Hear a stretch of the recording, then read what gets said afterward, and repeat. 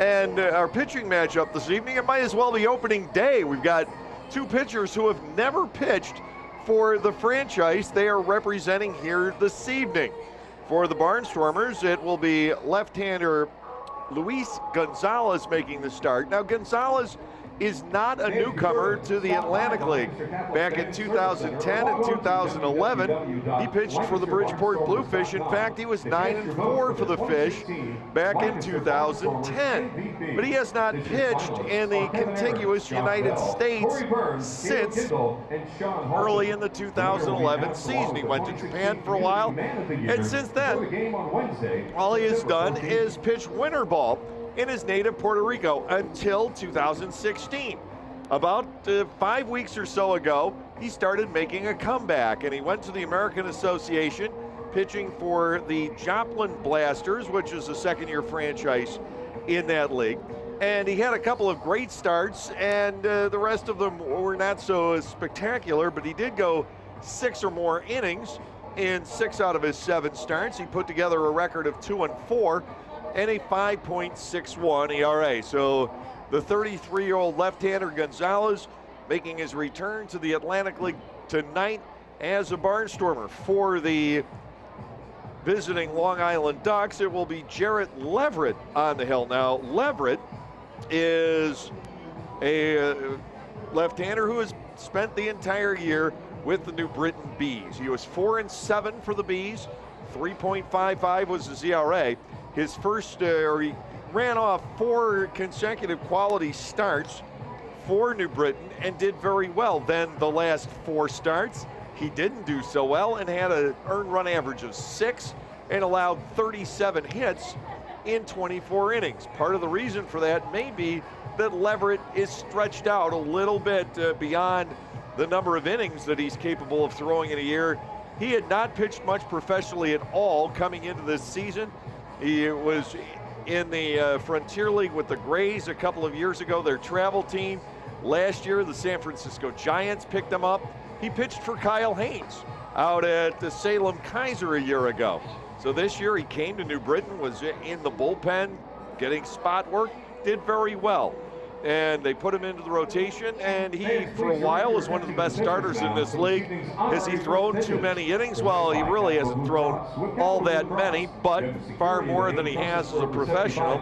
So we'll see how his debut for the Long Island Ducks goes tonight. Both these teams coming up short in the pitching department, not because the guys they had were ineffective, but because the guys they had were too effective. And Long Island, like the Barnstormers, has experienced a spate of signings off their pitching staff by major league organizations. Tough late in the season to piece together a staff. Kevin Baez, Butch Hobson, both having to find what's out there, but the Barnstormers have picked up some pretty good pieces. We've already seen that, and Long Island trying to do the same. Leverett and Gonzalez, the starters here tonight.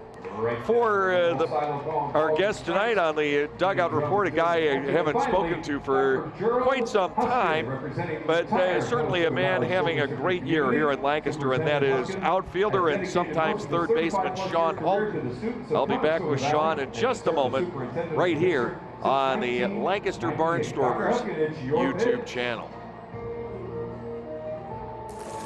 Let's welcome back the second most famous groundhog in Pennsylvania. So, Gus, if you were a superhero, what would your name be and what power would you have? Well, I'm a groundhog, so I'd like to fly. And I'd be Wonder Gus. Much like Wonder Bucks, the new instant game from the Pennsylvania Lottery with top prizes of $300 grand. Now that's a super prize.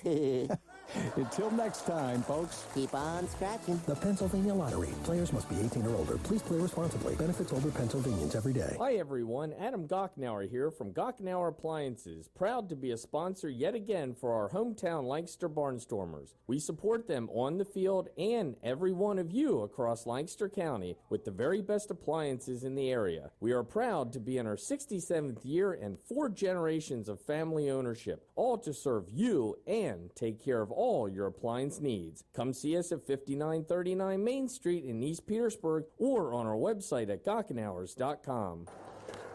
Welcome back to this edition of the Gocknauer Home Appliances Dugout Report. Joining me is Barnstormers outfielder Sean Halton. And Sean, your season, I guess, slowed down a little bit here the last week. You've had a little bit of a leg injury. How are you feeling right now? Feeling better every day, and just looking forward to getting back in there.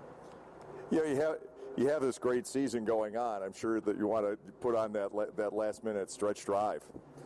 Yeah, I think everybody in the locker room wants to finish strong, and I was fortunate enough to be healthy for most of the season, and when you're not, you wish you were. That's just part of it. Yeah, you've had such a good year, and extra base power tends to be streaky, and you've been streaky with the home runs, but not streaky with the doubles. You've been able to contribute those on a pretty regular basis and make a steady impact in this lineup. Do you pride yourself on that consistency? You know what? I'm just trying to keep up with Caleb Gindel. I think he might be getting close to 40, and I'd be lying to you if I said that if he got to 40, I wouldn't owe him a steak dinner. So we'll see how that plays out. You and Caleb, teammates from the Milwaukee organization, you get to see sort of the third member of that trio that was here, Logan Schaefer, get back to the big leagues. How happy does that make you? You know what, Schaefer, I'm so happy for him, how his season started and how it's going to finish for him, and I know he's done well up there. It's always good to see teammates get a chance up there, but, when you see friends get up there and know how much that affects their family and their life, it's a beautiful thing. This ball club here has done so much, and you guys individually have accomplished so much this season. A little frustrating that the standings aren't in better shape. We had a tough stretch at the wrong time, but, the only thing you do know in baseball is that you never know. And we might go on a tear here and find our way in there. You never know. Yeah, you've been able to get in there at a few different positions for the Barnstormers this year, so you had to have a number of gloves with you, but that's what you do. You're a corner guy, both in infield and outfield. Have you had a favorite position to play? I know you pride yourself on your ability to play third. You know what? I've had a great opportunity to work with Josh Bell this year, and he's taught me a lot. And anytime I get a chance to take, what, he does in my own regard and take it into the game, I get pretty excited about it. It's a different game playing the infield compared to the outfield, but there's really nothing better than throwing a guy out from the outfield at home plate, with 2 outs to save a run for the guy on the mound. So, it doesn't matter either way. I just like to be in there. Have you had a favorite particular moment from this season? There's been a lot. I think you get back towards the end of the season and you start thinking about the things that have happened, throughout the year with the guys that have came and went, and there's just too many to name.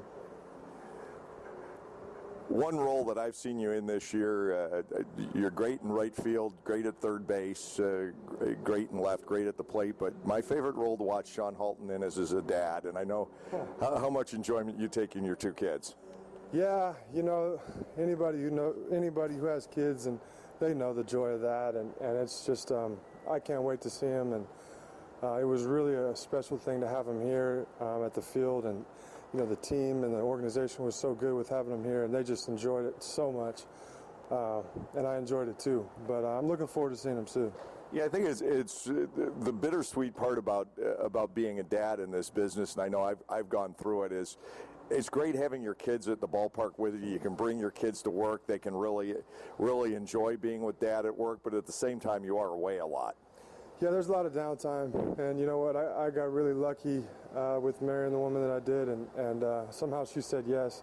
I'm still trying to figure it out, but you know what? She's done great with keeping them, going in the right direction while I'm here, and I'm trying to do my thing and balancing the whole thing, and I think if I didn't have that, I wouldn't have a chance.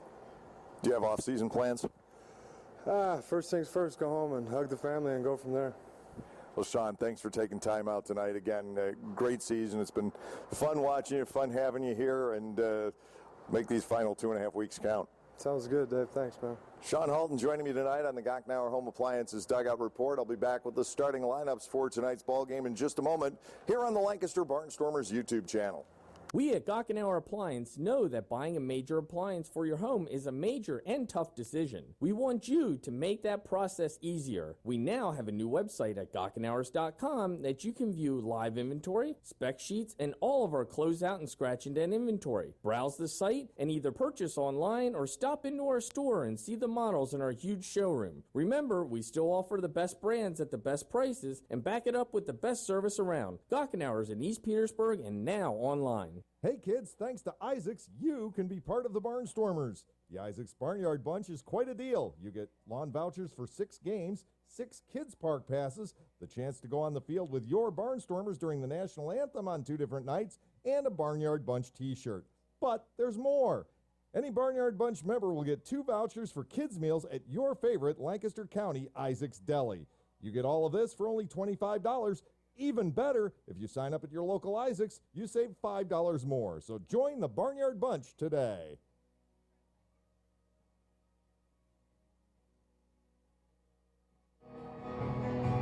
Welcome back from Clipper Magazine Stadium. Here are the starting lineups for this evening's ball game.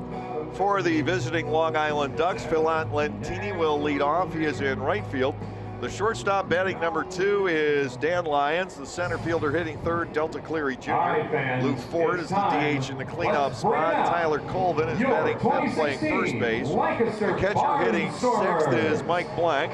It will be Matt Lessinger at third base hitting 7th. The left fielder batting 8th is Chris Skora. Carlos Hughes batting 9th at second base. On the hill, Jarrett Leverett, who is 4-7 with a 3.55 ERA for the New Britain Bees. He makes his debut for the Long Island Ducks here tonight. For the Barnstormers, Caleb Gindel leading off in center. Trayvon Robinson is in left, batting number 2.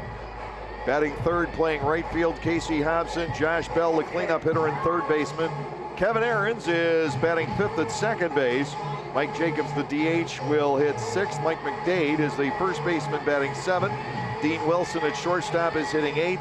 Chase Patterson doing the catching for the Barnstormers this evening, batting 9th. Luis Gonzalez is on the hill, and now we'll send you down to the field for our opening ceremony. Senior CV High School concert choir member, Amelia Blanchard.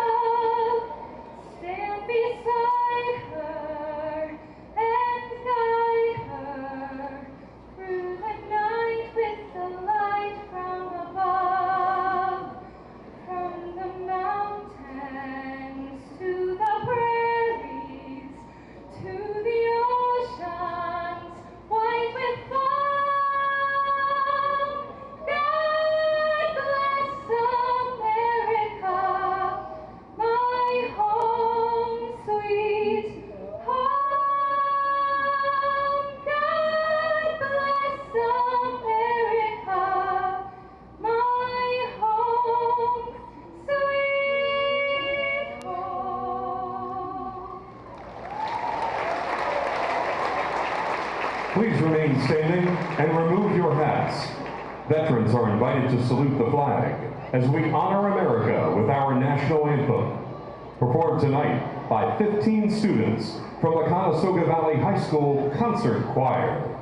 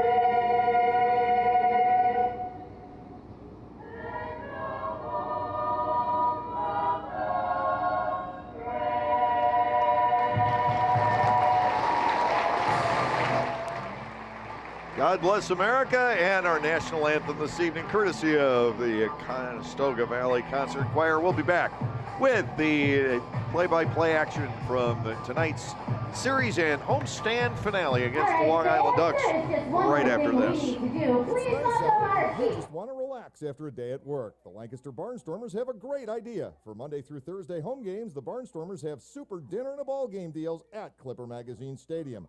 On Monday, join us for an all-you-can-eat pork barbecue dinner in the Hess's Picnic Pavilion, or choose chicken on Tuesday, all for just $20, including your game ticket. And new on Monday, it's pizza, beer, and pinball all night long.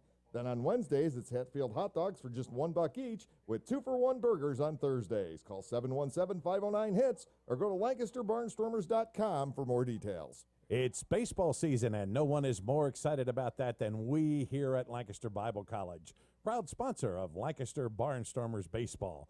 At Lancaster Bible College, you can earn your associate's, bachelor's, master's, seminary, or doctoral degrees through a distinctly biblical lens in areas like leadership, communication, business administration, social work, education, pastoral studies, music, and many more. Find out how you can take the next step in your educational journey to earn a degree from LBC. Visit us on the web at lbc.edu. We look forward to seeing you at Barnstormers games this season. Welcome back from Clipper Magazine Stadium. Dave Collins with you as 33-year-old left-hander Luis Gonzalez makes his debut tonight for the Barnstormers. Gonzalez made 7 starts in the American Association, pitching for the ball club in Joplin, Missouri, the Joplin Blasters. Was 2-4 there with a 5.61 ERA. He did throw 1 game against Texas, a team out of Amarillo, where he went 7 innings, giving up 2 hits and no earned runs. That was the best out of his 7 starts. Gonzalez ready to go. Here's the motion. His first pitch to Phelan Lentini, a called strike. It is 0-1. Gonzalez, 33 years of age, out of Santurce, Puerto Rico. Went to high school at the Florida Air Academy. If that sounds familiar, and you tie it together with the name Gonzalez, well, that's the same school that was attended by Danny Gonzalez, the longtime Barnstormers shortstop from our first few seasons. Next offering, chopped foul by Lentini. The right fielder of the Ducks is batting 1 ball and 2 strikes. Josh Bell over at third. The shortstop is Dean Wilson. Kevin Aaron's at second. Mike McDade is the first baseman. Trayvon Robinson is in left. Caleb Gindel in center. And Casey Hobson makes the start in right. And catcher tonight, Chase Patterson to Lentini. A fastball upstairs, 2 balls and 2 strikes. Lentini having a great season, 317, 9 home runs, 66 driven in. Was kept in check last night, 0 for 4, and he grounded into a double play. Swung on and missed. Gonzalez puts him away here. Lentini retired, 1 gone. Shortstop Dan Lyons will step to the plate. Our umpiring crew tonight has a last-minute substitution. Carlos Daño Jr. is calling balls and strikes this evening. Buzz Albert had said earlier in the week John Harrington would be here tonight to handle the plate, but Carlos Daño filling in. Buzz is over at third. Joe Del Balso is the umpire at first base. 1 out. Here's a pitch to Lyons. Fastball wide. Ball 1-0. Lyons checking in, 289 with 7 homers. He's driven in 46. Lyons has had a couple of big doubles in this series. Last time these two teams got together, it was very high scoring. This series has been, for the most part, controlled by the pitching.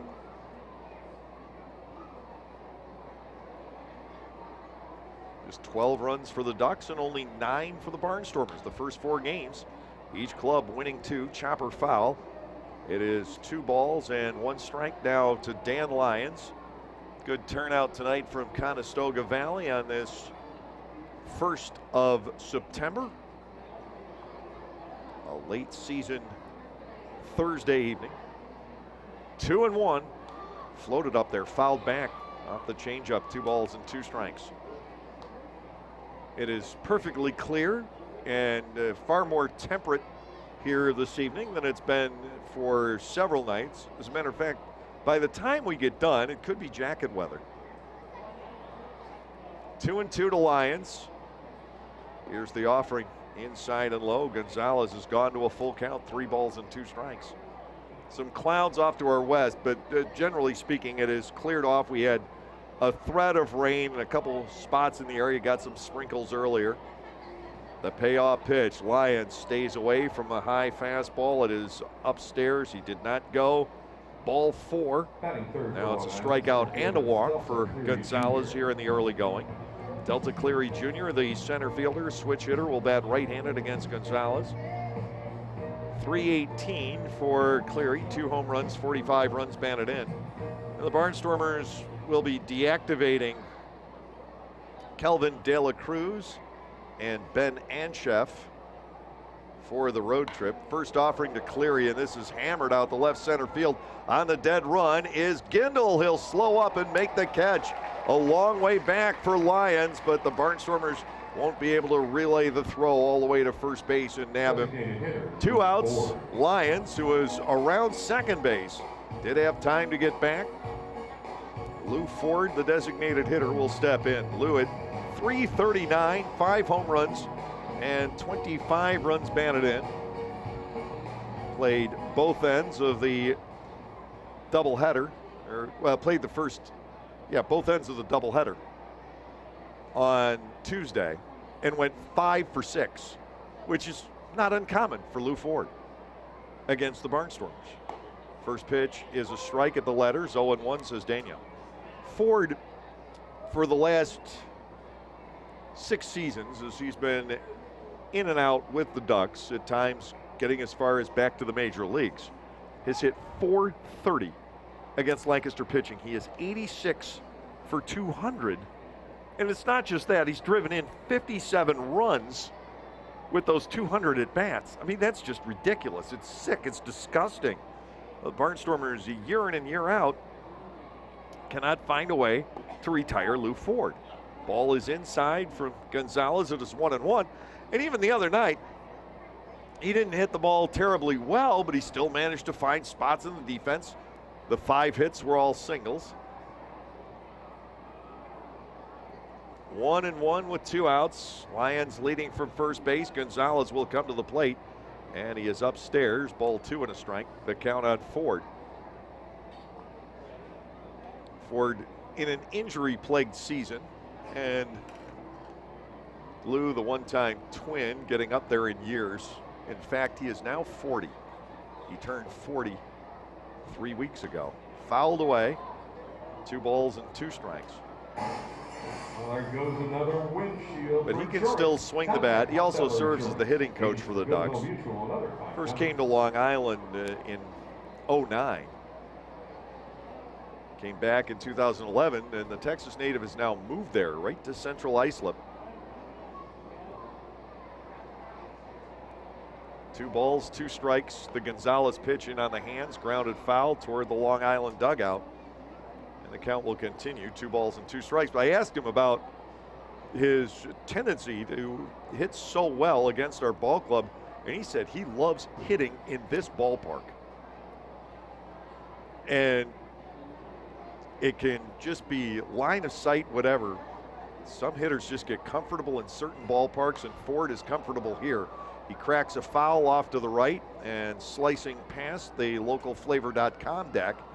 Still 2 balls, 2 strikes to Lou Ford.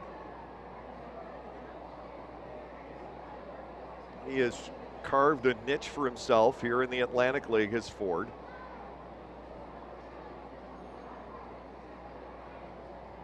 Gonzalez will throw to first base. First time he has. Lions back in. Ball game just underway tonight. Fortunately, on getaway night for both these ball clubs, we have the clear skies overhead. And no threat really of any kind of a rain delay. Here's a 2-2 on Ford, fouled off to the right side. This battle continues. Still 2 balls and 2 strikes. The Barnstormers have the early morning flight, which means the bus leaves the ballpark at 3:30 a.m. And the Ducks have the overnight trek up to New Britain. Here's a 2-2. Ford stays alive with a foul ball back into the screen. No sign of a let-up on this at bat. Gonzalez and Ford are stuck at 2-2. 2 outs. Lions the runner at first base.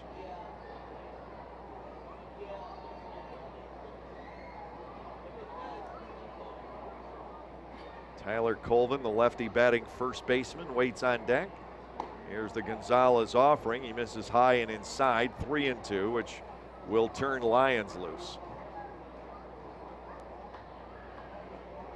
3 balls, 2 strikes, 2 outs.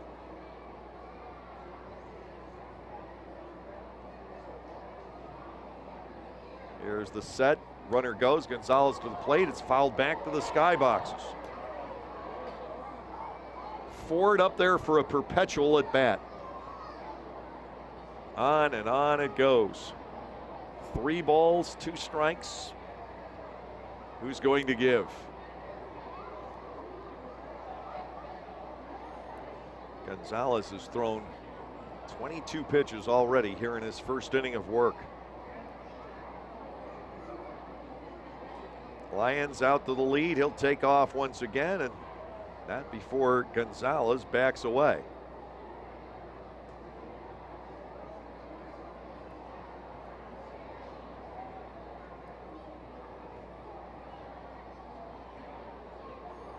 Runner goes. Here's the payoff. Swung on and missed. Strike 3. That's another Barnstormers strikeout brought to you by Hatfield Quality Meats. A walk and 2 strikeouts, no runs, no hits, no errors, 1 left. And through 1/2 inning here tonight, it is the Long Island Ducks nothing and the Lancaster Barnstormers coming up. Ready today. All right, fans, who's ready to choose the prize?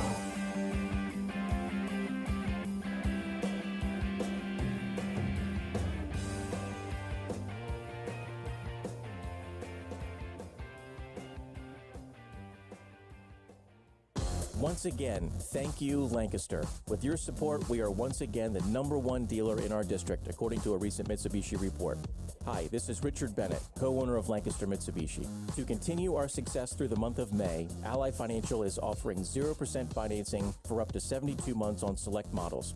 And don't forget, with over 25 different lenders and rebates and incentives from Mitsubishi, we can put you into a brand new car with absolutely 0 money down. And if you purchase a vehicle from us in the month of May, Lancaster Mitsubishi has partnered with the Lancaster Barnstormers to give you tickets to the Lancaster Mitsubishi Suite. So Lancaster, make your way to Lancaster Mitsubishi and become part of our story. As always, all sales come with our famous LLM Club, lifetime state safety inspections and car washes as long as you own the vehicle. We are located on the corner of McGovern Avenue and North Prince Street next to the train station. You know we have what you deserve.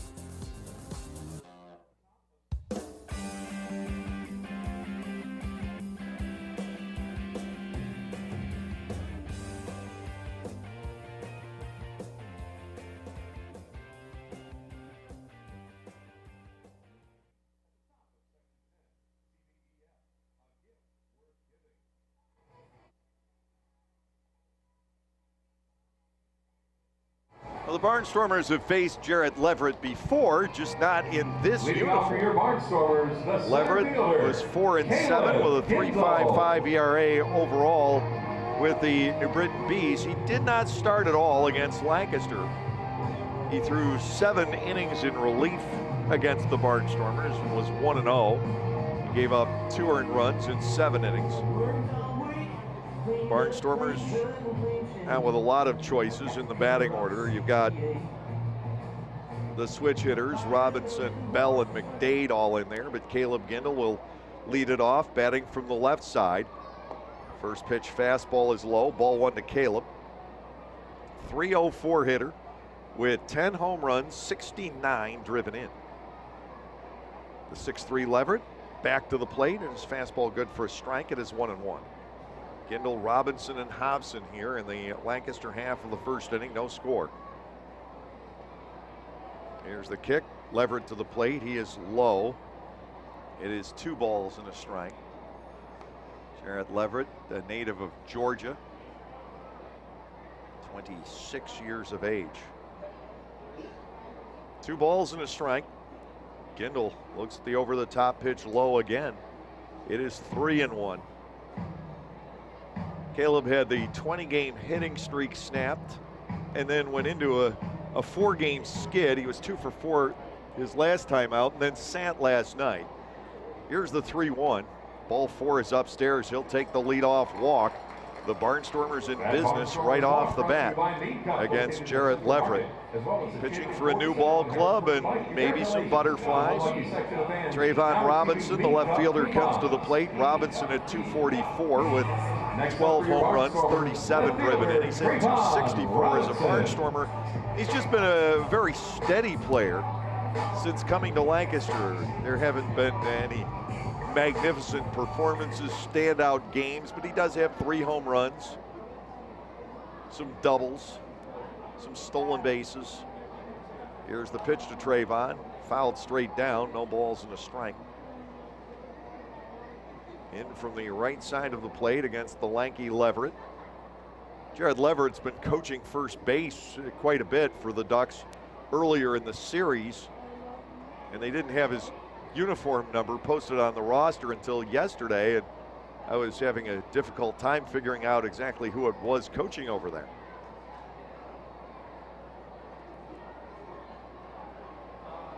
To Robinson, here's the 0-1. He pulls the trigger and misses. Leverett has Trayvon 0-2. Casey Hobson, who's had a huge homestand, waits on deck. Hobson has been the man here the past week. Driven in nearly 40% of Lancaster's runs over the week. The 0-2 pitch. Robinson smashes it to first. That is played by Colvin, who steps on the bag, then tries to get Gindel, but hits him with the throw. The ball deflects into center field. Robinson out on a smash, 3 unassisted. Tough break for Trayvon Robinson. He hit that ball hard. He's out on the ground ball, but then Colvin with the error, hitting Gindel with the throw. So it's 1 out with the runner at third. Casey Hobson stepping in. The infield will draw in and play in the shift at the same time. I don't know if I would want to be an infielder playing in against Casey Hobson as hard as he is hitting the ball right now. What a weird alignment. The pitch to KC, swinging, there goes another one. Way back, right center field. The walls will not contain it. His 6th of the homestand, his 20th of the season. Casey Hobson, a 2-run shot here in the first inning. The Barnstormers already out to a 2-0 lead. Boyd Wilson residents. He's within 1 of the league leaders. Tied for third. It's a log jam at the top. We'll keep an eye on the rest here tonight. Josh Bell. David Vidal and Michael Snyder, each with 21. They're in the same game. Southern Maryland against Somerset. Sean Halton and Jeremy Barfield with 20. Swing and a miss by Josh Bell. No balls and a strike. There was no question about that as soon as it jumped off Casey's bat. There usually isn't.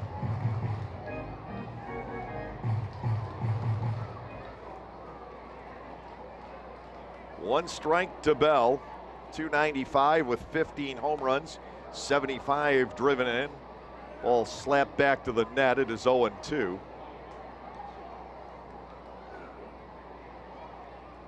Kevin Aarons, the second baseman, waits on deck.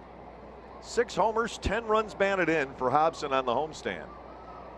10 of the 23 runs scored by Lancaster driven in by KC. 9 of them on the home runs, and then he had the game-winning hit last night on a single in the 7th inning. Bell batting 1 and 2. Leverett working with battery Mike Blank. Here's the pitch, and that's ripped foul past third. And Butch Hobson coaching over that way.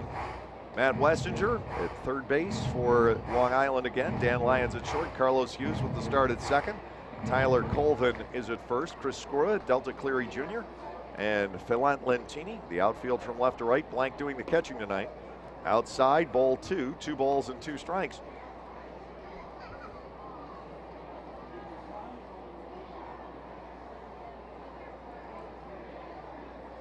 And the next, Bell lifts a fly ball toward the right field corner. Long run, Lentini disappears from our view. And that is an out caught by Lentini right up against the barrier. Barnstormers second baseman Disappeared from my point of view, but was there to make the catch. We saw a very similar play made by Anthony Vega on the left side last night against Trayvon Robinson. Here's Kevin Ahrens with 2 outs and the base is empty. Ahrens 283 with 10 home runs and 58 driven in. He also has a game-winning hit in this series. Foul ball back into the screen. Leverett has him 0-1. The right-handed batters both retired down the right field line here in this first inning, hitting the ball reasonably well. To Ahrens, here's the 0-1 pitch. That is knuckled and will drop out into right field.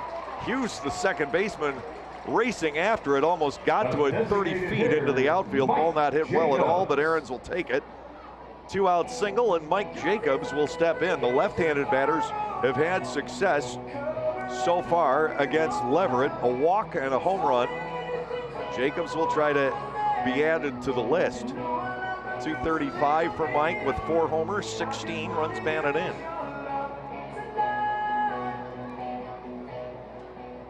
Switch hitting first baseman Mike McDade waits on deck. Ahrens aboard. Jacobs awaiting a pitch. It is over but low. Ball 1 and no strikes.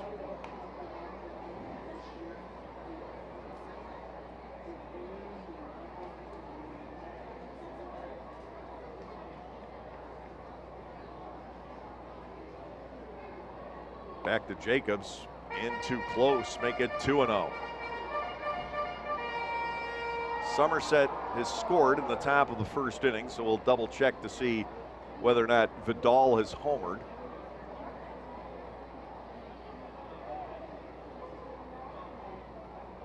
Here's the pitch to Jacobs. Check swing.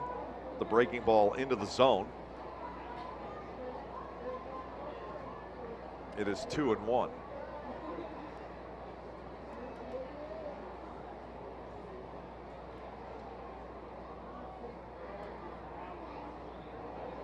Here's the set, the pitch. Jacobs crowded inside. Leverett working himself into deeper trouble. In fact, it is now 4-0 Somerset. They're doing it against Brian Grenning. Vidal has not homered. Roller has. Kyle Roller apparently with a 3-run shot. To Jacobs, the 3-1 pitch is strike 2 to the inner part of the plate. Jacobs thought he had the walk, drops the bat, and says something to Carlos Dano. It's 3-2. Ahrens will be on the run.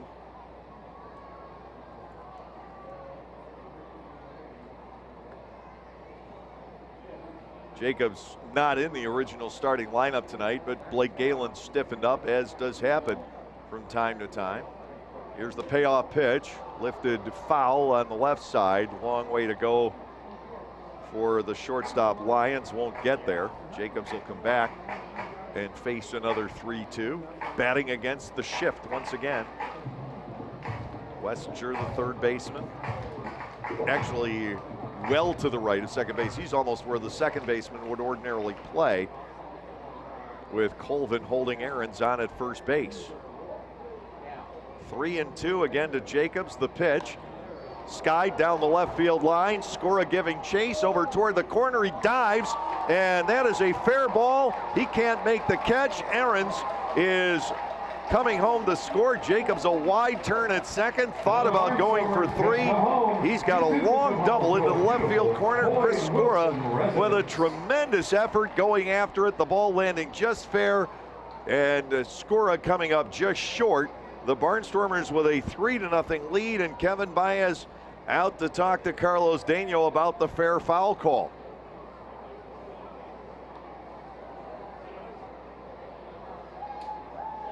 Dano, the only one of the 3 umpires, and they're going to cancel the run is what they're going to do, I do believe. They're summoning Ahrens back out of the dugout. I think that was the indication. Barnstormers first baseman Mike McDade. Maybe not. Mike McDade stepping in. So they're not. It may have been the argument was that it was a ground rule double. Out of my view down the left field line, exactly what happens. So the run does count.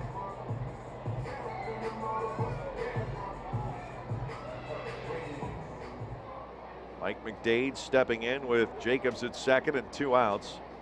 269 hitter is McDade with 14 home runs and 47 driven in. Here's the delivery. It is outside, ball 1 from Leverett. The Barnstormers knocking him around here in the first inning. Jacobs crossing up the defense with the double down the left field line. Here's the 1-0 to McDade. Ball 2 is outside.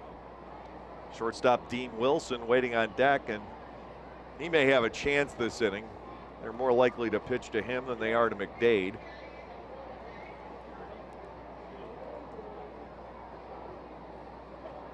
Here comes the 2-0. Mack gets a pitch to handle, and he pulls a ball down the left field line. That will end up fair in the corner. Here comes Jacobs home to score. McDade chugging into second base. He's got a double, and the Barnstormers lead 4-0. To a beautiful Boyd Wilson residence. Game 1 of the homestand had a first inning like this for the Barnstormers, and the finale, another productive first. They gave McDade a pitch to hit at 2-0, and he clubbed it down the left field line. Second straight batter dropping one in, barely fair. Kevin Baez asked for the timeout, and he uses one up here in the first inning. Dean Wilson, the batter, the shortstop for Lancaster, batting .139 with no home runs and 5 runs driven in.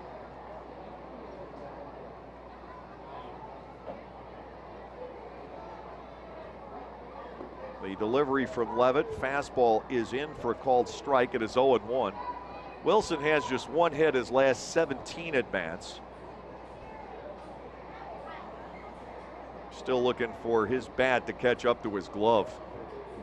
The 0-1 fouled away. 2 strikes from Leverett to Dean Wilson. That this guy has made tremendous contributions in the field, both at second and at short, for this Barnstormers club. No balls, 2 strikes to Wilson. Leverett checks McDade, now ready to go. The pitch cut on and missed. Dean Wilson is gone. That will end the inning, but it's a productive first for the Barnstormers. Lancaster picking up 4 runs, 4 hits, 1 error, and there was 1 runner left on base. We're done with an inning tonight here at Clipper Magazine Stadium. The Barnstormers jump out ahead 4-0.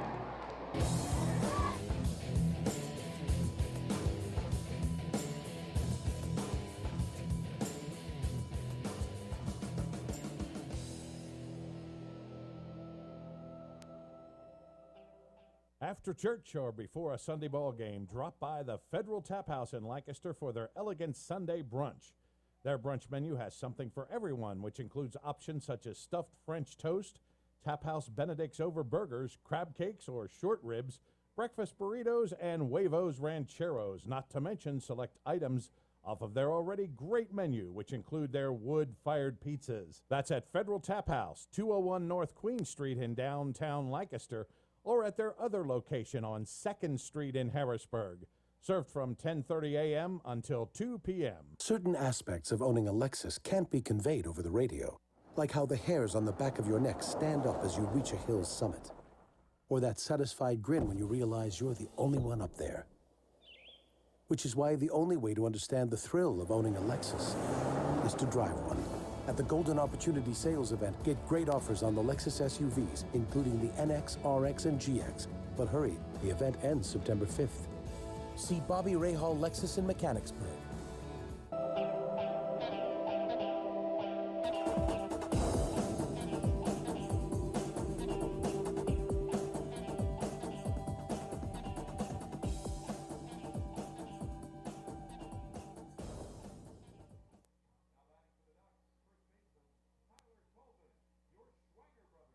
Man of the game. Tyler Colvin leads off the top of the second for the Long Island Ducks. Luis Gonzalez staked to a 4-0 lead by his new ball club. Colvin, a left-handed batting first baseman, hitting .204 with 3 home runs, and he has driven in 22. The pitch to him is a fastball up. Ball 1, no strikes. You want to see Gonzalez out there throwing strikes this half inning. Ground ball by Colvin. The shortstop, Wilson, will bobble one. It was to the backhanded side, didn't look like a difficult play, and Wilson guilty of only his second error as a Barnstormer. Leadoff man is aboard here in the second inning. Mike Blank, the catcher, will step in. Gonzalez may have actually caught a break tonight that he gets Blank and not Mike Dowd, because Dowd is Long Island's top hitter against left-handed pitchers. Infield will set up double play depth. The pitch to Blank is laced foul off to the right and out of play. It is 0-1.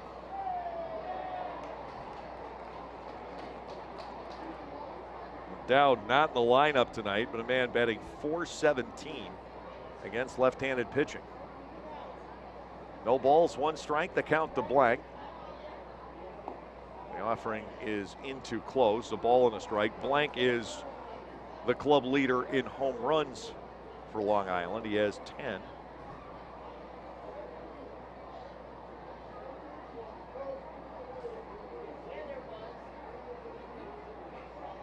Colvin leading off first. Gonzalez to the plate. It is low.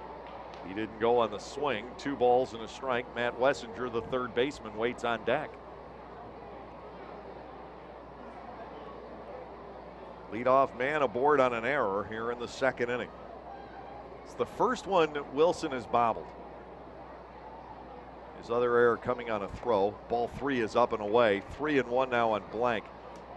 And that has to be a little bit of a concern for Butch Hobson and Rich Rundles, is that Gonzalez has not been consistently in the strike zone. He's got a 4-run lead here.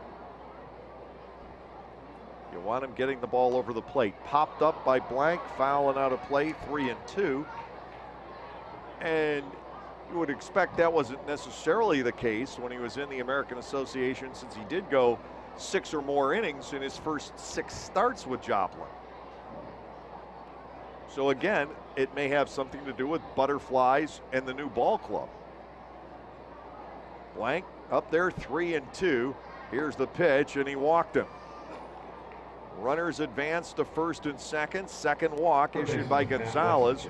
Matt Wessinger, the third baseman, will step in. And as we've seen in this series, Wessinger is not shy about taking a base on balls. 201 hitter with 2 home runs and 20 runs batted in is Matt Wessinger. Now Long Island with a chance to jump right back into the contest tonight.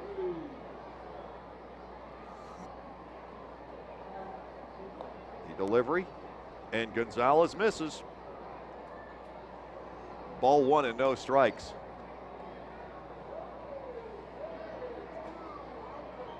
Gonzalez got to AAA with the Dodgers from 05 to 07. Here comes the 1-0 to Wessinger. Fired in there, gets it across. The count is 1-1. The left fielder, Chris Skora, waits on deck. Skora ended up chasing fly balls all over the place into the corner in the bottom of the first inning. The Barnstormers got 2 of them down for doubles. To Wessinger, here comes the 1-1, nicely into the zone. Gonzalez fighting back. It is 1 ball and 2 strikes. 4-0 Lancaster. If you're Gonzalez, just don't give up the big inning. 1-2 to Wessinger, the third baseman. Here's the motion and the pitch. Fly ball off a broken bat out the center. Gindel will be right there. He'll make the catch, and there's no way Tyler Colvin goes anywhere. First out in the inning, Skora will step in. Chris Skora is 3 out of 29 as a Duck. man from Selden, New York. And he's just 23 years of age. Long Island's in the playoffs, so they've got the luxury on that front of letting the kids play. So you see Skora and Hughes in the lineup tonight. First and second, one out. Fastball, good for a strike on Skora.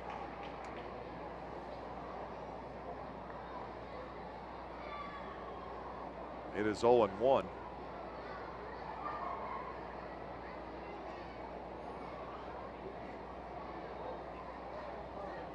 Infield set, double play depth.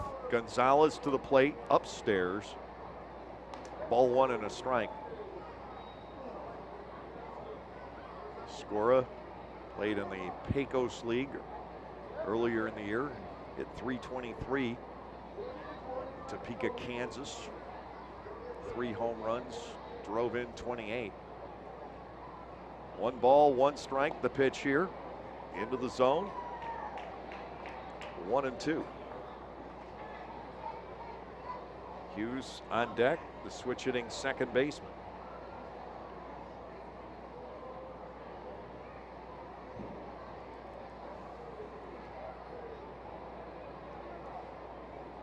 Here comes the 1-2 off the inside corner. Gonzalez works to Skora at 2 balls and 2 strikes.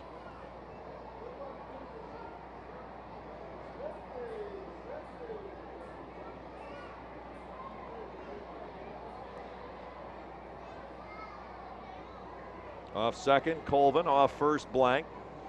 2-2 pitch. Skora swings and he misses. It's held by McDade. That is strikeout number 3 for Luis Gonzalez. To go along with the 2 walks. Carlos Hughes to the plate. Hughes is batting .114 with a couple of runs batted in.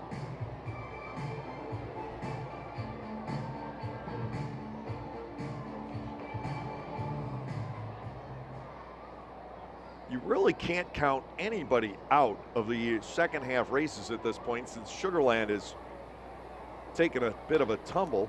Looped out toward right field, charging in Hobson. He is there. The Barnstormers seem to be coming on a little strong right now, so we'll see. No runs, no hits, an error. 2 men are left. We're through an inning and a half. The Barnstormers are up by the score of 4-0. I don't saw 6 tonight. At Workshop, what's your name? All right.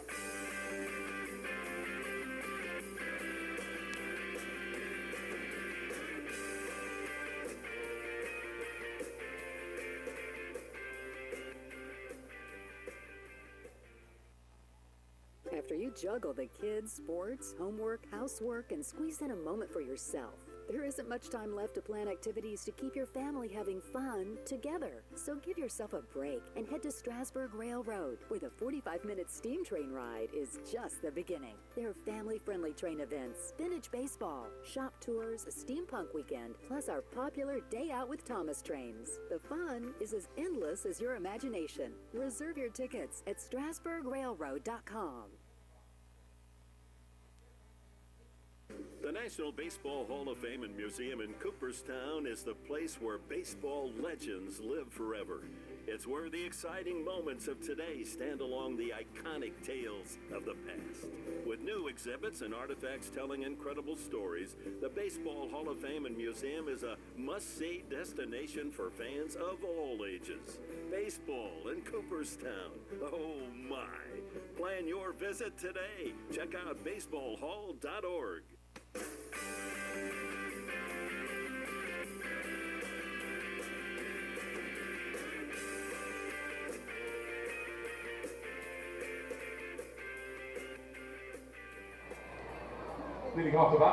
Chase Patterson will head to the plate. He'll be leading off here in the second inning, the only Barnstormer that did not bat in the first. Lancaster put 4 runs on the board with a home run, 2 doubles, a single, and a walk. There was an error that ultimately didn't matter. Error just giving the Barnstormers an additional base early in the inning.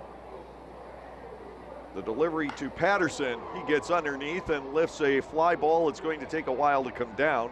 It's not all that deep out the left field. Scorer there for the catch. 1 out. Anderson retired on the fly ball. Now Caleb Gindel comes back around. Gindel with a walk and a run scored back in the first inning.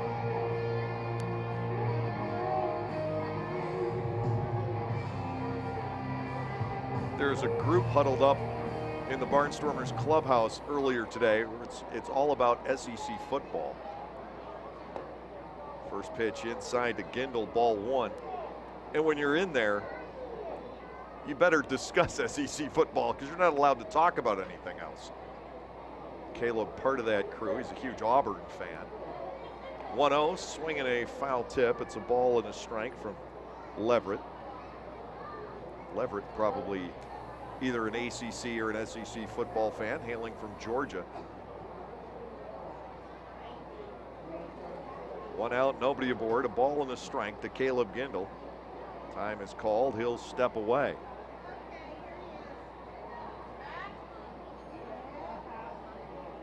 The wind and the pitch. Gindel looks at a breaking ball. It settles onto the outside corner. Make it 1 ball and 2 strikes. Leverett's 33rd pitch of the game so far. 1-2, a little bit too close. Count levels to Gindel. Trayvon Robinson waits on deck. 4-0 Lancaster, bottom of the second inning. Here's the windup and the pitch. Gindel pokes a foul off to the left. That'll carry out a play.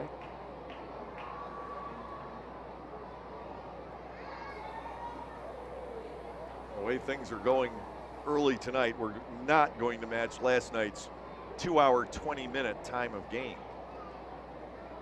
Here's a 2-2. Gindel another pop-up foul. This one draws Wessinger over toward the rolled-up tarp, but he's got no chance. Still 2 balls and 2 strikes to the Lancaster center fielder. 33 doubles for Gindel. He wants 40.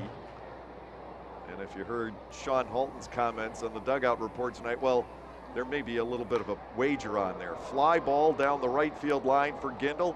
Giving chase into foul territory is Lentini, and he's out of our view and again makes the catch as he did against Josh Bell last inning.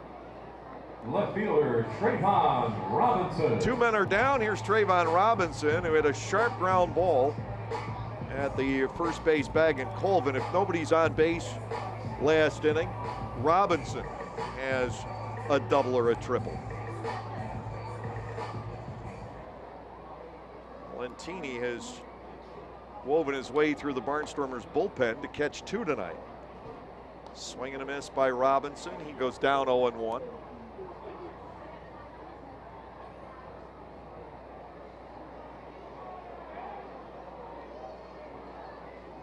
Leverett comes back. This is by quite a bit upstairs. 1 ball and 1 strike.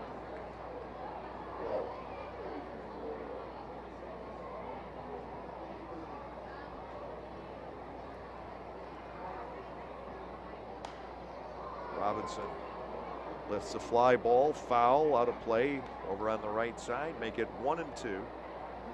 The man from LA.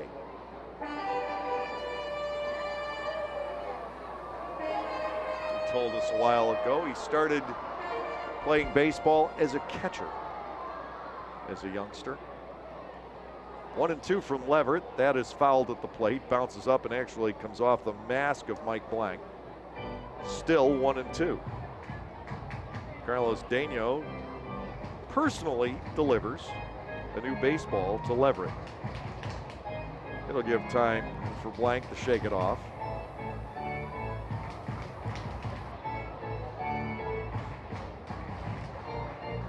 One ball and 2 strikes. 2 outs in the inning. Leverett brings it home. Robinson stings this past Colvin. Into right field, up with it Lentini. Robinson will hold it first base. That'll be a single. That ball was nailed. Base hit into right for Trayvon Robinson. 5 hits now for the Barnstormers. And coming back around is Casey Hobson. What a homestand he has had. 6th home run of the homestand hit here tonight.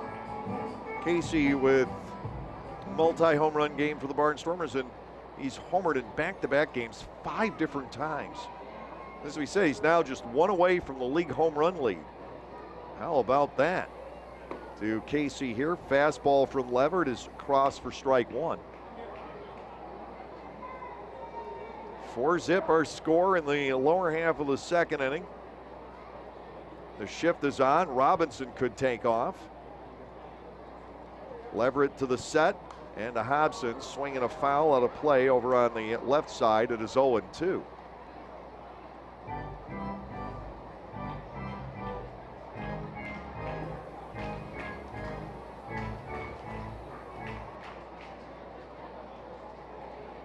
Left on left matchup.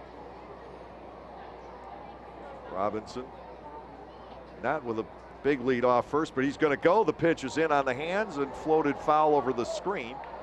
Trayvon Robinson heads back to first base. 0-2. Still on Hobson.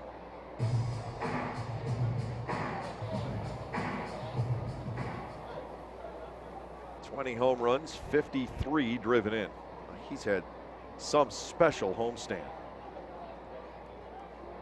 Lob throw over to first. Robinson kept in check by Leverett.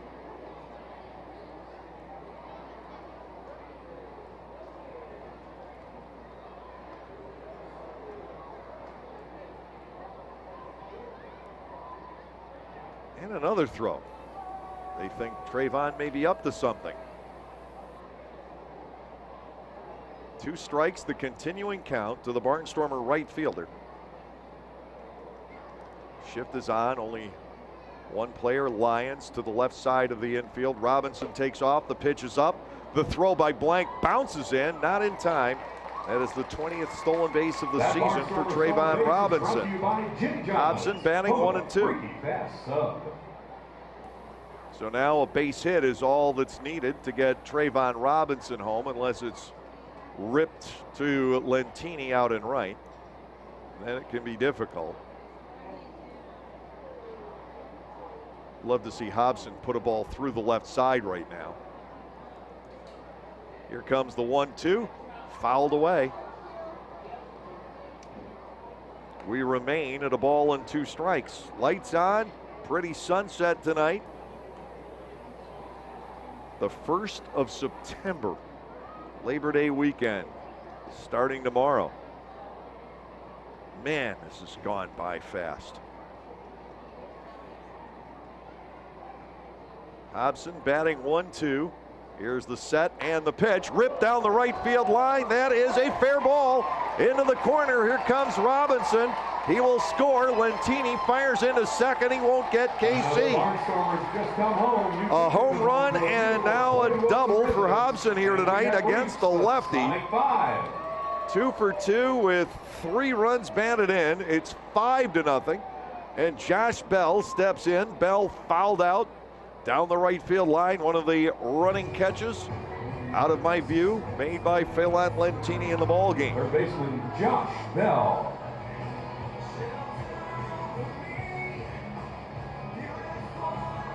Hobson's amazing homestand continues, and it doesn't matter if he's facing a lefty or a righty. He's hurting everybody. To Bell, chipped foul, off to the right and out of play. It is 0-1.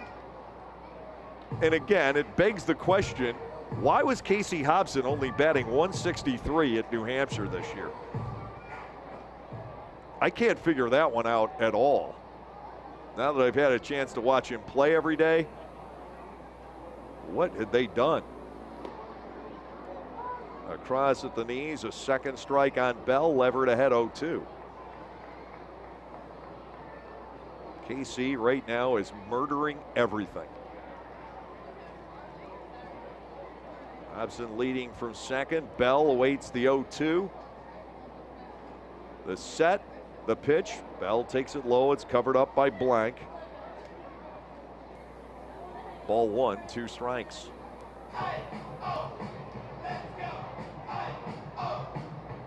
"51 pitches at the moment for Leverett. 5-0 Lancaster here in the second inning. Kevin Baez not willing to go to his bullpen this early. To Bell, here's the 1-2 delivery. This is lined toward right center field, racing over Lentini, and he'll take another one away from Bell. He catches one in foul ground, gets to another in right center. He can cover some ground. The Barnstormers pick up 1 run, 2 hits, no errors. They leave 1, and through 2 full innings tonight, here at Clipper Magazine Stadium, the Barnstormers are up 5-0.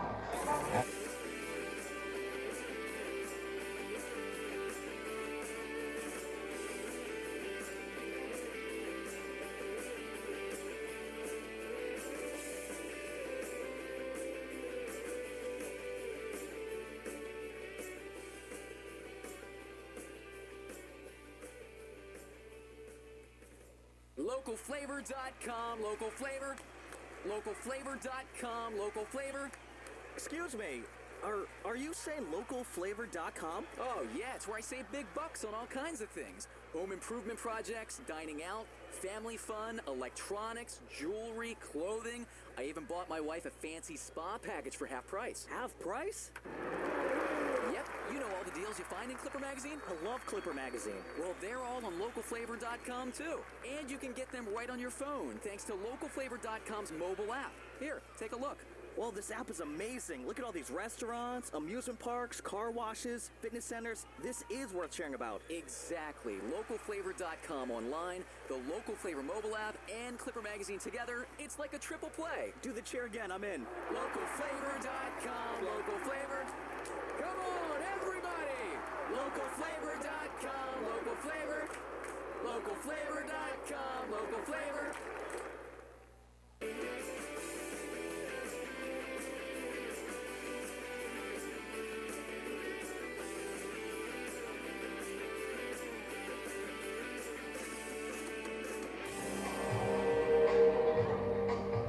We head to the third inning, and Luis Gonzalez has a bigger margin with which to work. He is up 5-0 now, facing Phelant Lentini leading off. He struck Lentini out back in the first. Phelant shows bunt and then draws it back in time to take ball 1. The pitch off the inside corner. Gonzalez has walked 2. He has struck out 3. Some help so far from his outfielders. And to Lentini, 1-0. That fades low. Ball 2 and no strikes. The one thing about Gonzalez is that he has missed with 19 out of 43 pitches so far. He's working with the big lead. You want to see the ball in the zone. 2-0. Lentini hammers it down the left field line. That will go foul onto the hill. It is 2-1. I have sitting to my left, although a little shy about going on the microphone, a gentleman by the name of Paul Kralichek. He has been a season ticket holder since the second year here. So he jumped in and won a championship the first season he was here. 2 balls and a strike. Lentini with a fly ball out toward right center field. Tough time of night, but Hobson picks it up. He makes the catch, 1 gone. This is that time of night where fly balls can just mysteriously get lost. They can get up into the Bermuda Triangle of the sky. Just the lighting is just wrong. And we've seen a number fall in, especially the last couple of years. 1 out, Dan Lyons the batter. Lyons with a walk in the first inning. Right-handed batter facing the southpaw Luis Gonzalez. Here's the wind of the pitch. Popped up behind the plate, wheeling around Patterson, but no shot at a play. It is 0-1. Gonzalez certainly proving himself to be difficult to hit. He's gotten 3 outs on strikes, 4 in the air. There's a tap up the third baseline. Patterson jumping on it, firing to first to cut down Lyons. 2-3 on the swinging bunt. First ground ball out, picked up by Gonzalez. He did get a ground ball earlier, but it was mishandled at shortstop by Dean Wilson. 2 outs, Delta Cleary Jr. stepping in. Cleary flied to center field back in the first inning. What a beautiful night at the ballpark. Great turnout from Conestoga Valley. and a 5-0 Lancaster lead. Does it get any better? Here's a pitch, strike taken. 0-1 to Cleary. Well, the Barnstormers have been able to pick up some quality starting pitching to replace everyone that's been lost. Ground ball, shortstop. Wilson will have his second chance of the night. This one he picks and throws cleanly. It is a 1-2-3 inning. Gonzalez add him to Justin Jackson coming out of the bullpen to Joe Gardner. And the Barnstormers have a pretty solid starting three at least. Joey Mayer begins to chip in as well. Nothing across in the third inning for the Long Island Ducks. We're through 2.5. 5-0 Lancaster.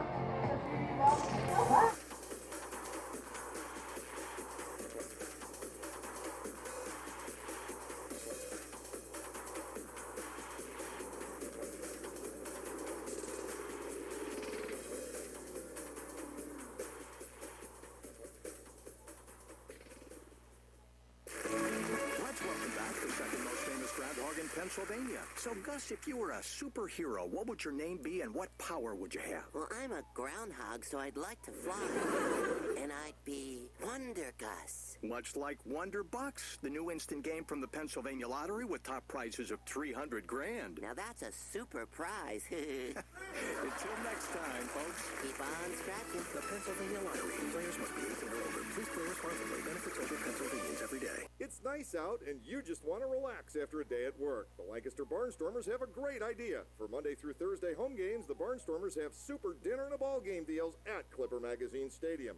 On Monday, join us for an all-you-can-eat pork barbecue dinner in the Hess's Picnic Pavilion, or choose chicken on Tuesday, all for just $20, including your game ticket. And new on Monday, it's pizza, beer, and pinball all night long. Then on Wednesdays, it's Hatfield hot dogs for just $1 each, with 2-for-1 burgers on Thursdays. Call 717-509-HITS or go to LancasterBarnstormers.com for more details.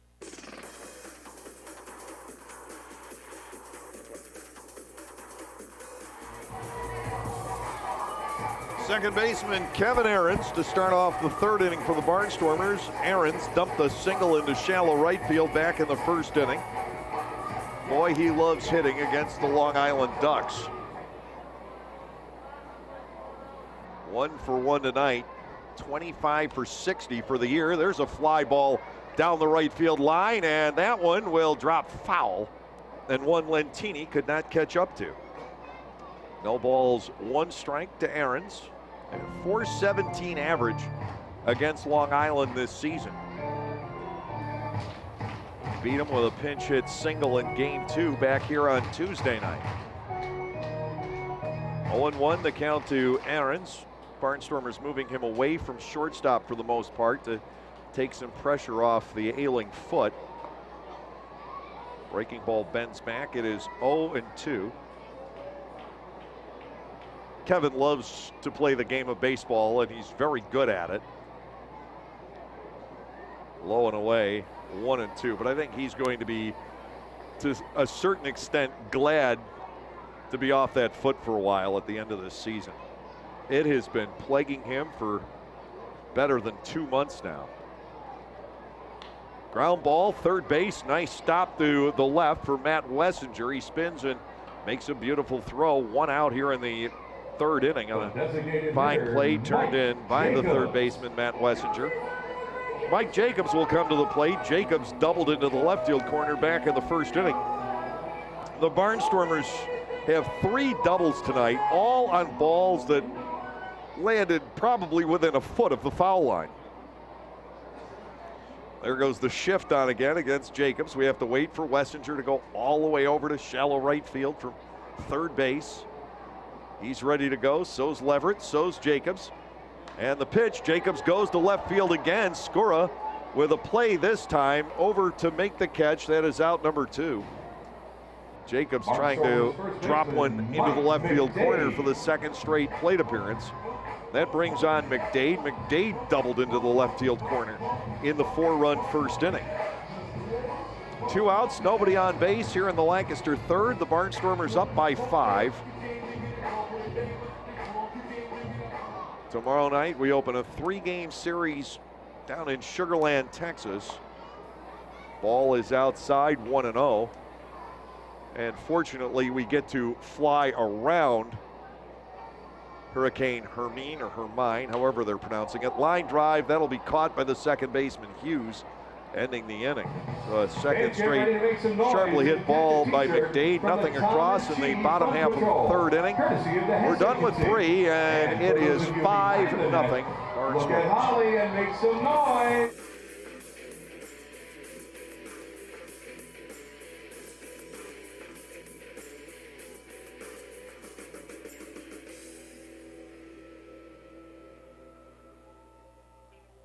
Hey kids, thanks to Isaacs, you can be part of the Barnstormers. The Isaacs Barnyard Bunch is quite a deal. You get lawn vouchers for 6 games, 6 kids park passes, the chance to go on the field with your Barnstormers during the national anthem on 2 different nights, and a Barnyard Bunch t-shirt. But there's more. Any Barnyard Bunch member will get 2 vouchers for kids meals at your favorite Lancaster County Isaacs Deli. You get all of this for only $25. Even better, if you sign up at your local Isaacs, you save $5 more. So join the Barnyard Bunch today. It's baseball season, and no one is more excited about that than we here at Lancaster Bible College, proud sponsor of Lancaster Barnstormers baseball. At Lancaster Bible College, you can earn your associates, bachelor's, master's, seminary, or doctoral degrees through a distinctly biblical lens in areas like leadership, communication, business administration, social work, education, pastoral studies, music, and many more. Find out how you can take the next step in your educational journey to earn a degree from LBC. Visit us on the web at lbc.edu. We look forward to seeing you at Barnstormers games this season.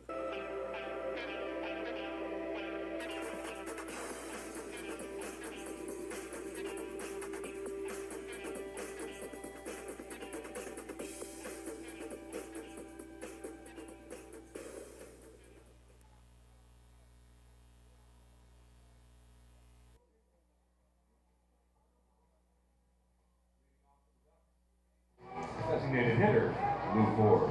3 innings are in the books here tonight. The Barnstormers own 5 runs, 6 hits, an error, and Lancaster's left 2. No runs, no hits, 1 error, and Long Island has stranded 3. First pitch is a fastball high to Lou Ford. Ball 1, no strikes to the Long Island DH, a strikeout victim back in the first inning. Here's the wind, the pitch. Ford with a high fly ball, left center field. Long way to go. Gindel still on the run, and he'll haul it in just at the front edge of the warning track in deep left center field. 1 down here in the 4th inning. It takes Caleb a few more steps to get there than most center fielders, but he manages to get the job done. 1 out, Tyler Colvin will come to the plate. Colvin reached on an error back in the 2nd inning. Gindel surprises people with how well he covers the ground. It's all about jumps and reads with him, and he is a marvelous outfielder. First pitch strike in on Colvin. It is 0-1.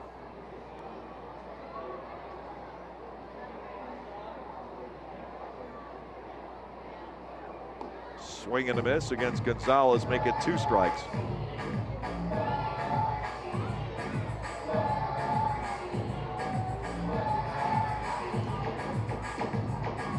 I've said it before about Gindel. I definitely can see a major league organization calling him during the winter. Ball 1 is low, 1-2, but if that doesn't happen, boy, would I love to see him back here next year.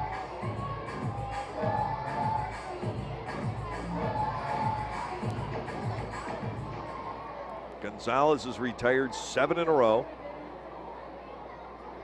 1-2 to Colvin here. This ball is pounded also to left center field. Gindel on the run again, and he's got another one. He may be winded out there. Caleb Gindel covering all kinds of real estate, especially toward left center tonight. And that is his 4th putout. Luis Gonzalez has to feel he has a guardian angel by the name of Caleb Gindel. And it's making Gonzalez comfortable throwing strikes. Here's a pitch to Mike Blank. Chopper towards shortstop. Handled by Wilson. Dean with a perfect throw. 8 pitches last inning. 6 pitches this go-around for Gonzalez. Nothing across for the Ducks. We're through 3.5 tonight. Lancaster continues to lead 5-0.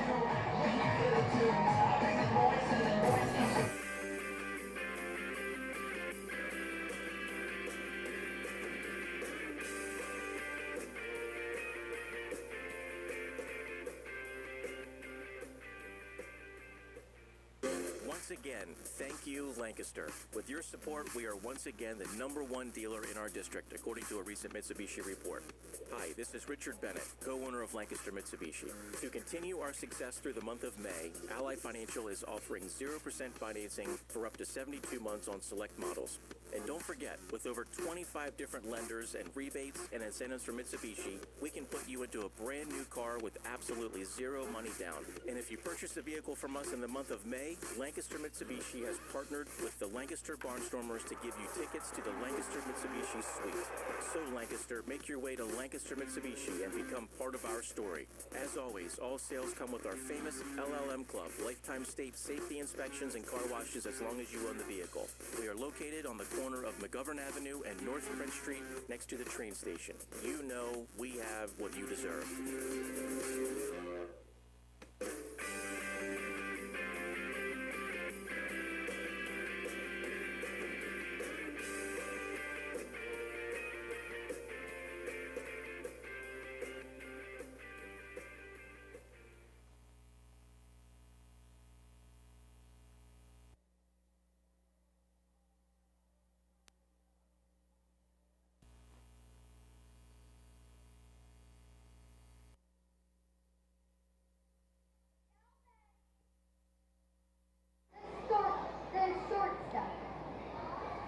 Dean Wilson leading off the home fourth. Wilson a strikeout victim for Jarrett Leverett back in the first inning. The only one for Leverett so far tonight. Lancaster got to the southpaw for 4 runs in the first and added 1 in the second. The pitch to Wilson. That ball is hit pretty well out toward right field. Lentini fades back and he's got to play that off the wall. Wilson will hold on at first with a leadoff single. Dean came close. He got the wall in right field. Chase Patterson now will step in. Patterson hit a towering fly ball to left field back in the second inning. It looked for a moment like Lentini was going to have a play on the Wilson drive, but Dean got it over his head. Phelan was the right fielder for the Barnstormers on a daily basis back in 2012. He knows how to play that wall. He does it as well as anyone ever has. Runner at first base, Leverett to Patterson. There's a strike to the inside corner. It is 0-1. 7 hits total for the Barnstormers here tonight.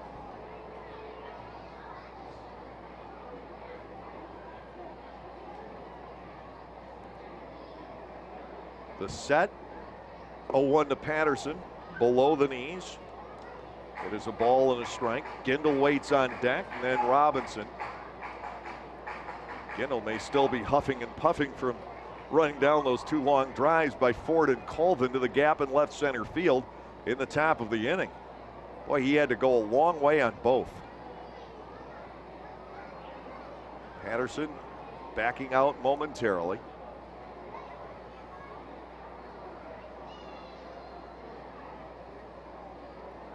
Leverett to the set. He'll work to the plate. Chase takes ball 2.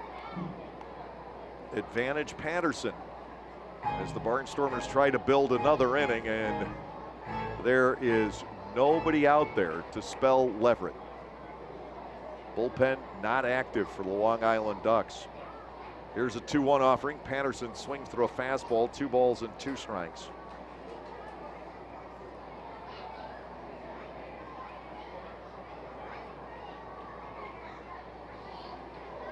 Infield set up, double play depth. A lot of room on the right side for Chase. 2-2 on the way. Leverett to the plate. Patterson takes strike 3. Leverett with his second strikeout of the evening. Now he has to face Gindel. Caleb has walked and he is fouled out into the right field corner. Good running play by Lentini over toward the ivy. You got a lot to weave your way through down there. The home plates and the bullpen. Gindel awaiting the pitch. Leverett fires. This is lobbed over on the third base side. Wessinger giving chase, but he'll have no play. Well up into the seats for Gindel. It is 0-1 on the Barnstormers center fielder, with Robinson waiting to bat next. 4 in the first, 1 in the second. And Luis Gonzalez, I think, has gotten more comfortable using his defense.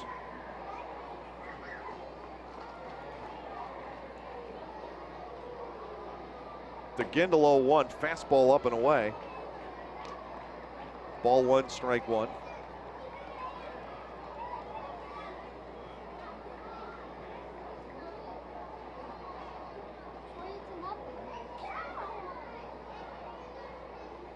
Leverett ready to go. The pitch, breaking ball. That stays inside. Advantage to Gindel at 2 balls and a strike. Final game of the season series. The Barnstormers leading Long Island this year, 10 games to 9.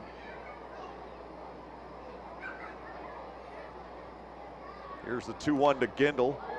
Lofted foul and out of play to the left, 2-2.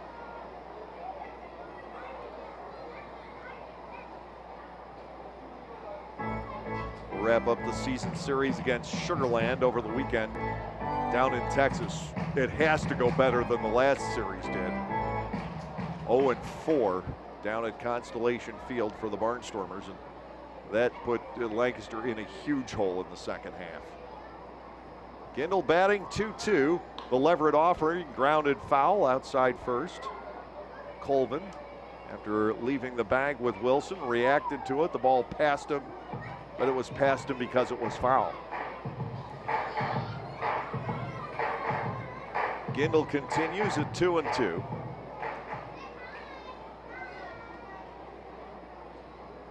Stockily built, left-handed batter. Runner goes, 2-2 pitch, grounded through the hole, base hit right field, and Wilson will sprint for third, making it without a throw. Beautifully done by Wilson and Gindel. Runners at the corners with 1 out for Trayvon Robinson.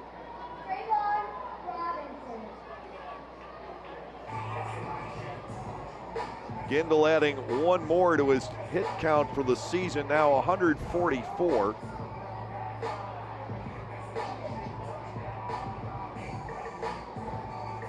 He is 3rd in the league behind Philant Lentini and Jovan Rosa. Those two have played every day, and Gindel has only missed a few games.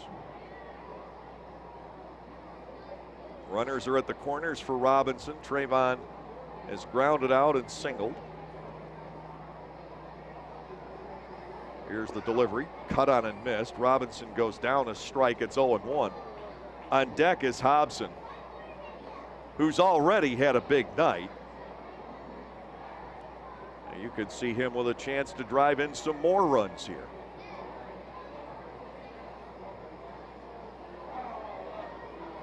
Here's the 0-1 pitch. Robinson fouls it to Prince Street. It is 0-2. Another windshield for insurance. Contact House Actually didn't get that far. Agents for Goodwill Mutual and other fine companies. Hit the rooftop of the stadium and came back. 0-2 to Trayvon Robinson. Switch hitter, batting right-handed. Lancaster with 8 total hits against Leverett in 3 1/3 innings.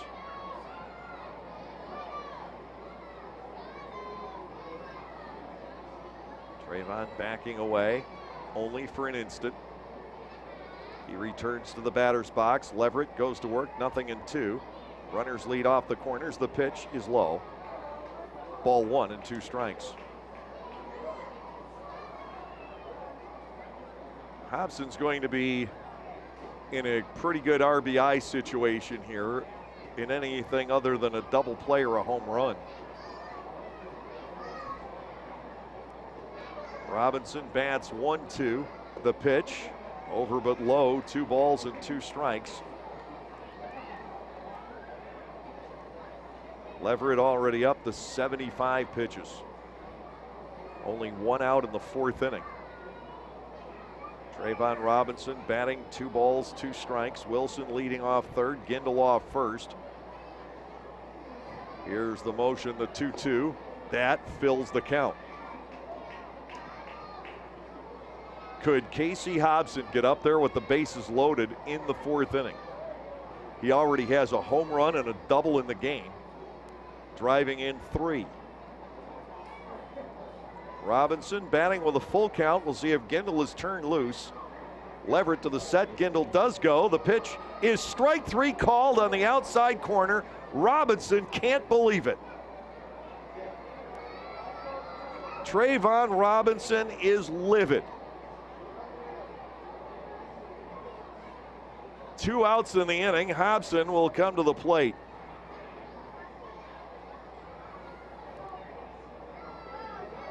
Now batting, right fielder. Yeah. Give Gindel the stolen base. There wasn't even a throw. He has his 7th. Hobson will bat with runners at 2nd and 3rd. 2 outs. He could pick up a couple more ribbies tonight. Leverett to the set, and to Hobson, a fastball inside, ball 1 and no strikes. Now, you want to talk about hopping mad. Trayvon was. Fortunately, he kept himself in check enough not to be ejected from the game, as the Barnstormers don't really have too many available parts. Hobson pulls a ball again down the right field line, but he hooks this one foul, and I think he hit the fake palm tree. It bounced back off something. I think he hit the palm tree. In any event, it's 1-1 to KC.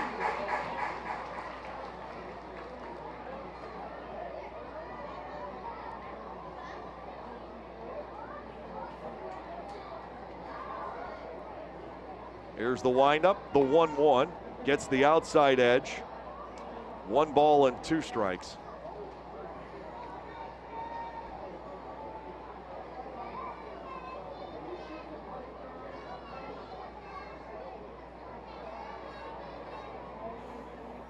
Leverett with the advantage on the at-bat. Here's the 1-2. Fastball fouled, and Casey got himself badly in the foot. Ow, ow, ow. 1 ball, 2 strikes, the continuing count on the Lancaster right fielder. 5-0 Barnstormers here in the bottom half of the 4th inning.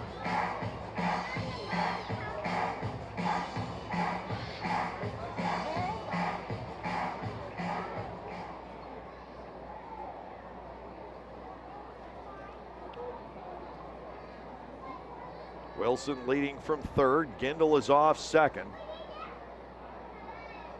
Here's the 1-2 to Hobson. Popped up behind 2nd base, and it'll be the 3rd baseman Wessinger with the catch for the final out. Hobson can't come through again in the inning. No runs, 2 hits, no errors. The Barnstormers strand 2 at the end of 4 full innings tonight. 5-0 Barnstormers.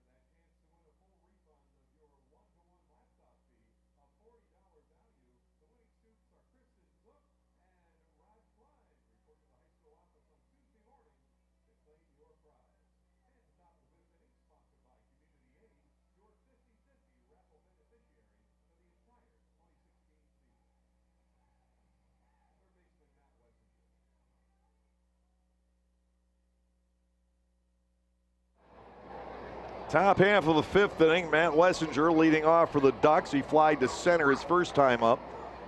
Luis Gonzalez misses high, ball one and no strikes. Gonzalez a 9-game winner for Bridgeport 6 years back. 1-0 is high, and he goes to 2-0 on Wessinger. Skura and Hughes will follow in the top half of the fifth inning. 5-0 Lancaster. Here comes the 2-0. Wessinger gets ball 3 below the knees. Gonzalez, the last 2 innings, got 6 outs on 14 pitches, but he's yet to find the zone here in the fifth.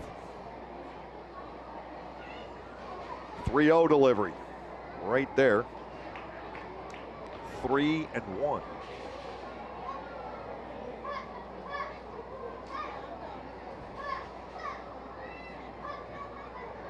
To Wessinger, that is yanked out to left and a fair ball into the corner. Long way to go for Robinson to get there. Wessinger will stop at second with the leadoff double.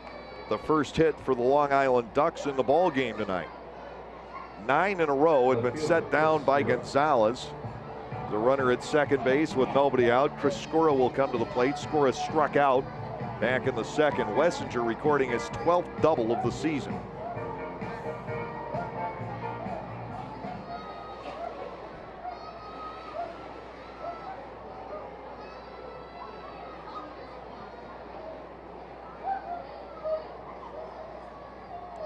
Here's the pitch, inside and low. Ball one to Skura.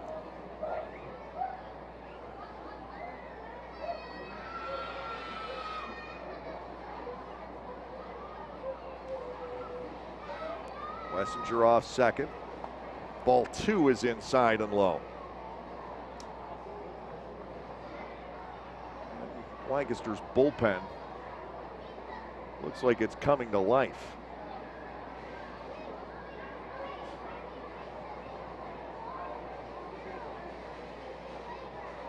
Gonzalez has missed with 5 pitches out of 7, and one of the 2 that got the plate was taken into the left field corner. 2-0 pitch, bouncing ball left side. That'll be cut off by Bell. Josh will fire across the diamond. Skura is unable to advance Wessinger. 1 out in the inning. Carlos Hughes, the second baseman, now to step in.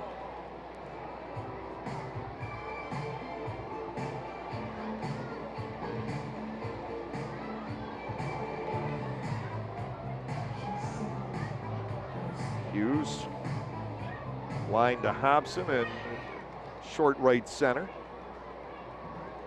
And closed out the second inning.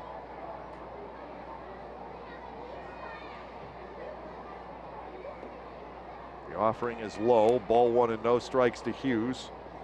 Phelan Lentini waits on deck.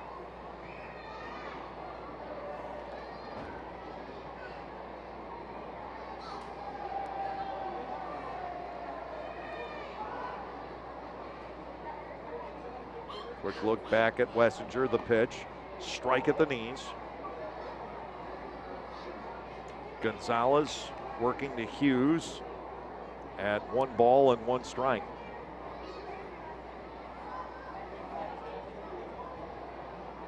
Somerset and Southern Maryland have gone into a rain delay. Runner heads for third. The pitch misses. The throw misses. Hughes bats at 2-1, and Wessinger arrives safely at third base with his 6th steal of the year.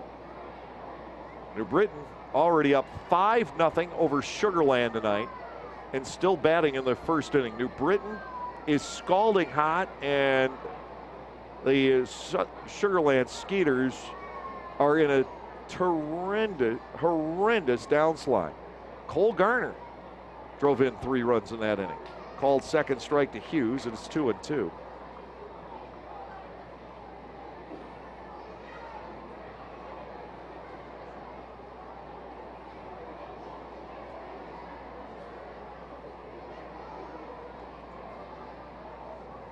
The offering, it's low. Hughes up there with a full count, 3-2.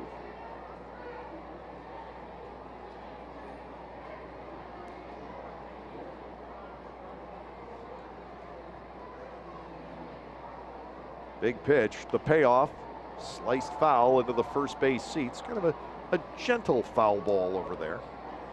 Carlos Hughes continues to bat 3-2. Long Island looking to add a second base runner here in the 5th inning to get the top of the order back around. Wessinger at third with 1 out. To Hughes, slapped on the ground to second. The run will score. Aarons waits for McDade to get set. It ends the inning. Give Hughes an RBI. Right fielder, it is 5-1, and Lentini will bat with 2 outs and the base is empty. 0 for 2 for Lentini here tonight.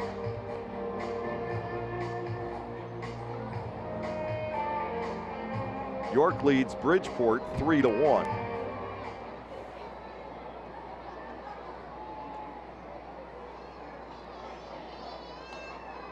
Fouled back by Lentini. Gonzalez works ahead 0-1. They were only in the 2nd inning at Southern Maryland when the rains hit, and it's tough to get games going again on that field if they got hit substantially. Ball 1 is inside and low. Lentini batting at a ball and a strike, but it would be the final game of the season series between those two ball clubs. They're going to have to wait as long as possible. Ground ball, shortstop. Wilson will make the play and cut down Lentini. Damage limited here in the 5th inning. 1 run on the double by Wessinger, the steal and the ground out. 1 hit, no errors, nobody left on base. The lead never really threatened. We'll go to the bottom half of the 5th inning tonight, halfway through regulation, with the score Lancaster 5 and Long Island 1.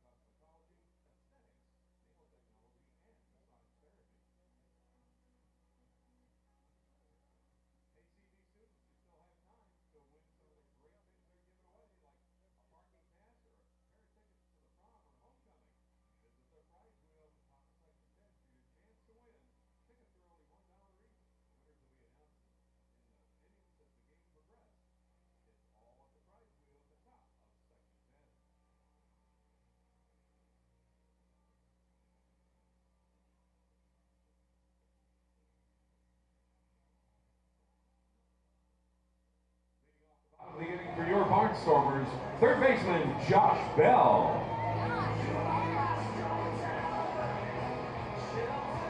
Josh Bell, Kevin Aarons, and Mike Jacobs will come to the plate against Jared Leverett here in the 5th inning. Lancaster up 5-1.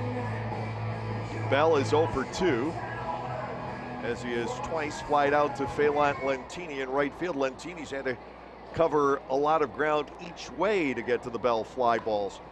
What does Josh do? He pulls a grounder foul past Butch Hobson on the third base side. It is 0-1.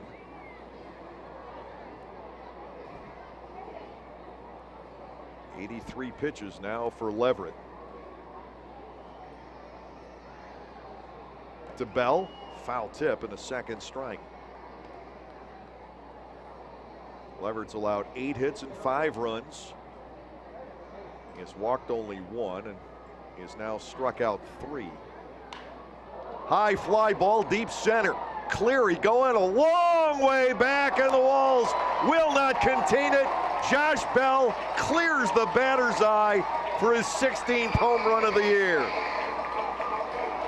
That Josh Bell, home run, brought to you by Bell's first home run since he hit a grand slam last week at Somerset, and in fact his first RBI since that slam. Boyd Wilson, resident. Another home run for the Barnstormers on this homestand. They have connected at least once in every game, twice here tonight. But that was no Clipper Magazine Stadium home run. Oh no. Mr. Bell got all of that one, and when Mr. Bell gets all of one, it goes a very long way. Here is Kevin Ahrens, 1 out of 2 in the game tonight. He'll take a strike from Leverett. It is 0-1. That was on an 0-2 pitch also. And Bell hit that probably 420. Breaking ball is outside. Ahrens batting at 1-1. Jacobs on deck, then McDade. Ball 2 is inside to Kevin. 2 balls and a strike. Lancaster tonight with 2 home runs and 3 doubles. Next pitch hangs up outside. Ahrens bats 3-1. And action, it appears, will finally start in the Long Island pen. Ball 4 served up outside. Ahrens draws the base on balls. Leverett walks his second. Mike Jacobs has doubled and flied out the left.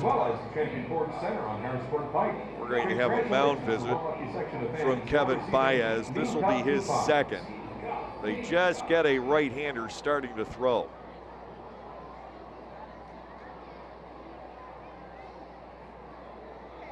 I believe, I remember the windup from a couple of nights ago, it's Mike Jackson Jr.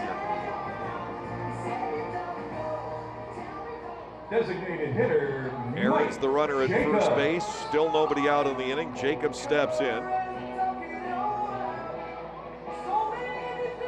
The shift is still on in the infield. They just don't really believe that Jacobs can hit a ground ball down the third base line if his life depended on it. Throw will go to first, and Ahrens will get back in. Last night in the 7th inning, with the Barnstormers leading 2-1, Jacobs batted with the bases loaded, and he hit a ground ball right to where the shortstop would ordinarily play. So they've got Lyons there. Breaking ball hooks back for a strike. Jacobs bats 0-1.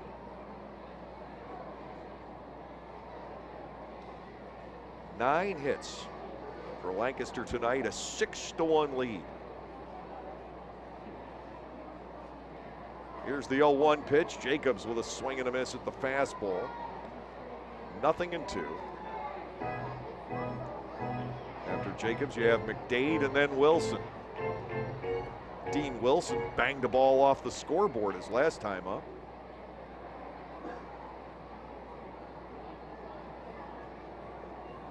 Here's the 0-2. Jacobs just nicks it foul. He'll stay alive. Still 2 strikes. Mike Jacobs is not Blake Galen.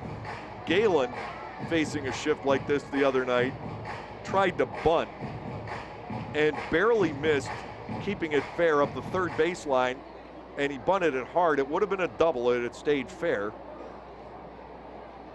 Instead, he ended up swinging away at the next pitch, still getting a double and scoring the winning run. Ground ball back toward the mound. It deflects off the glove of Leverett, but right to Wessinger, who will double up Jacobs at first. 1-5-3. Barnstormers first baseman, Mike McDade. 2 outs and McDade stepping in. We've seen balls deflect off pitchers like that, and sometimes they'll go in a crazy direction. The ball deflects over toward third base. They don't get anybody. But instead, all he did was slow it down. The ball went right straight through on him, and Wessinger in the shift was right at the bag at second. Now 1 strike on McDade after a swing and a miss. Mike is doubled in line to second. Leverett comes back, and this is line to right field. Chasing it down is Lentini. He is there to end the inning. All the Barnstormers can manage is the leadoff home run by Bell, a mighty one at that. One hit, no errors, nobody left on base. We're at the end of 5 here at Clipper Magazine Stadium with Lancaster leading 6-1.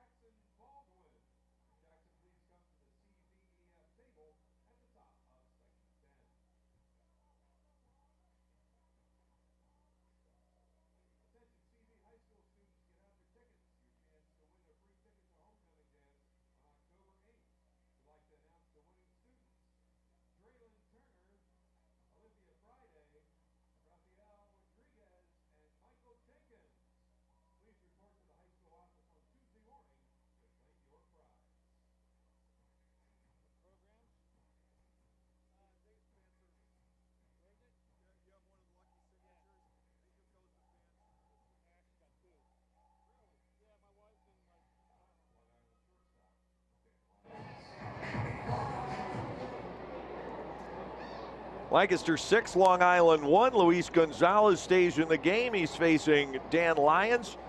Starting off the 6th inning, Lyons has walked and hit a trickler up the third base line. He was thrown out 2-3 on the play. Gonzalez fires home and misses high. Ball 1, no strikes. Luis has given up 1 hit. He has walked 2. A hit converted into a run. Now he is outside and low to Lyons. 2 balls and no strikes. We have seen this before from Barnstormers pitchers having a tough time coming out, starting an inning, and throwing strikes. Here's a 2-0. Lyons pops it up. That helps. Dean Wilson calling for it. A long wait. Back onto the edge of the outfield grass. Dean there to make the catch. 1 out. Delta Cleary will step in. Delta Cleary Jr. It plagued Joey Meyer in his start in the series opener back on Monday. He walked the leadoff batter 3 times and gave up a home run to a leadoff hitter on a 3-1 pitch. First pitch strike in on Cleary. It is 0-1. Gonzalez went to 3-0 on Wessinger last inning before giving up the double on the 3-1 delivery. But he bounced back nicely. Cleary, ground ball, shortstop. Easy play, Wilson. 2 outs. Dean's handled 3 batted balls in a row. Gonzalez back into the rhythm that he had in the 3rd and 4th innings.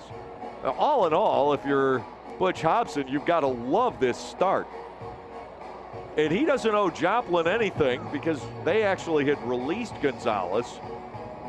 And Butch has to be going, thinking toward 2017.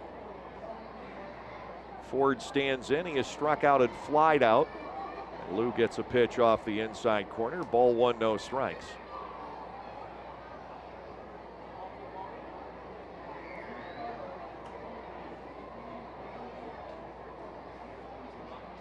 Ground ball to third. That is handled by Bell. Perfect throw across the diamond, and for the 3rd time in the last 4 innings, Luis Gonzalez sets the side down in order on 8 pitches or fewer. We're through the top of the 6th inning tonight with the score, Lancaster 6, Long Island 1. First, let me introduce you to our contestants. Your name, sir.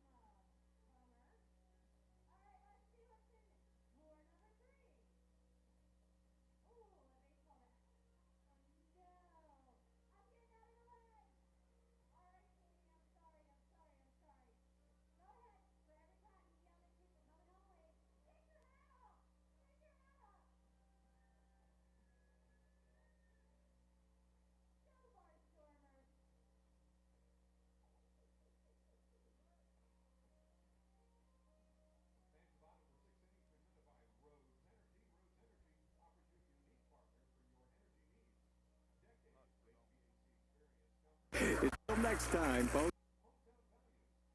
Lottery. Players must be 18 or older. Please play responsibly. Benefits older Pennsylvanians every day.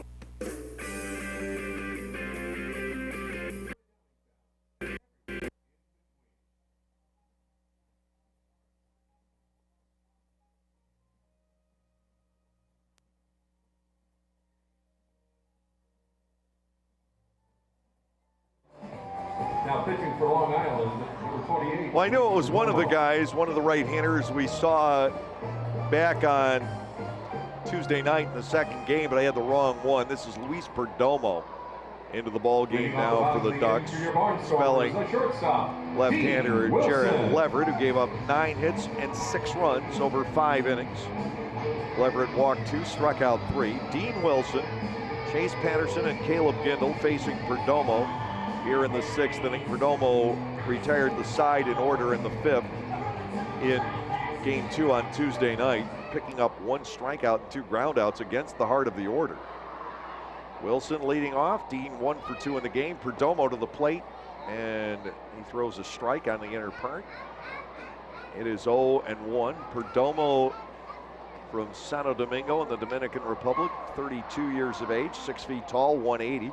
Wilson, ground ball left side, charging the play, Wessinger. He'll throw from the edge of the lawn and get Wilson 5-3. We have 1 gone, bottom 6. Chase Patterson will come to the plate.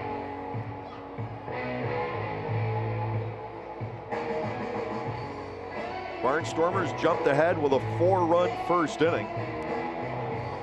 They have added single markers in the 2nd on a Hobson double and in the 5th on a Bell home run. To Patterson, big swing and a miss against Perdomo. No balls, 1 strike. Patterson has flied to left and struck out looking.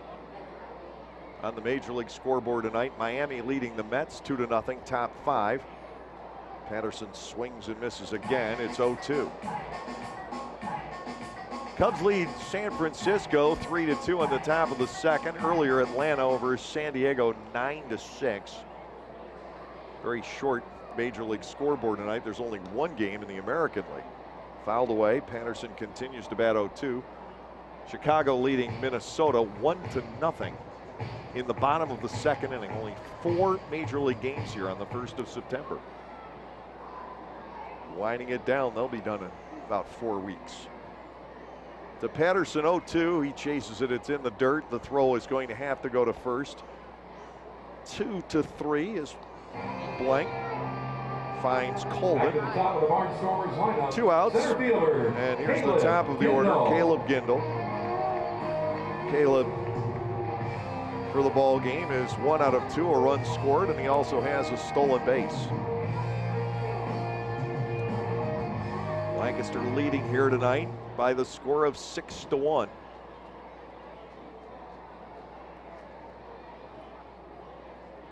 Gindel swings and misses against Perdomo.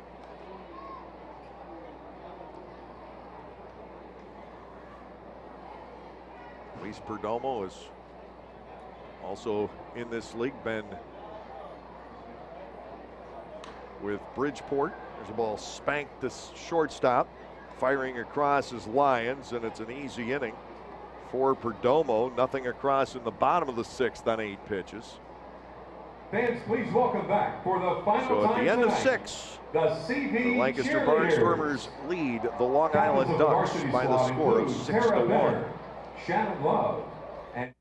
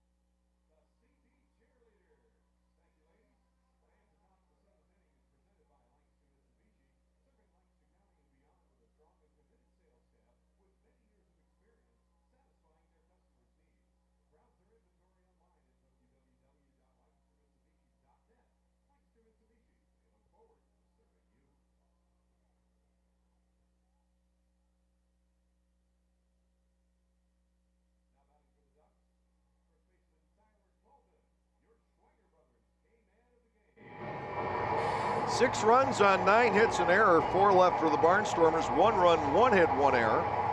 And Long Island has left 3. Tyler Colvin leads off here in the 7th. He has reached on an error and lined out deep to left center. Luis Gonzalez is high with his first pitch. Ball 1 and no strikes. Mike Blank and Matt Wessinger will follow. Here's the 1-0, swing and a miss. Colvin coming out from under his helmet.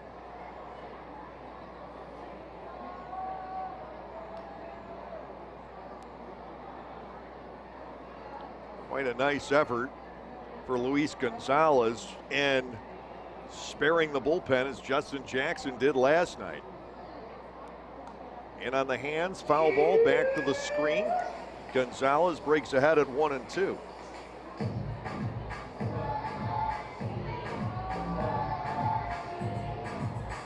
Nobody has thrown in the Lancaster bullpen all night.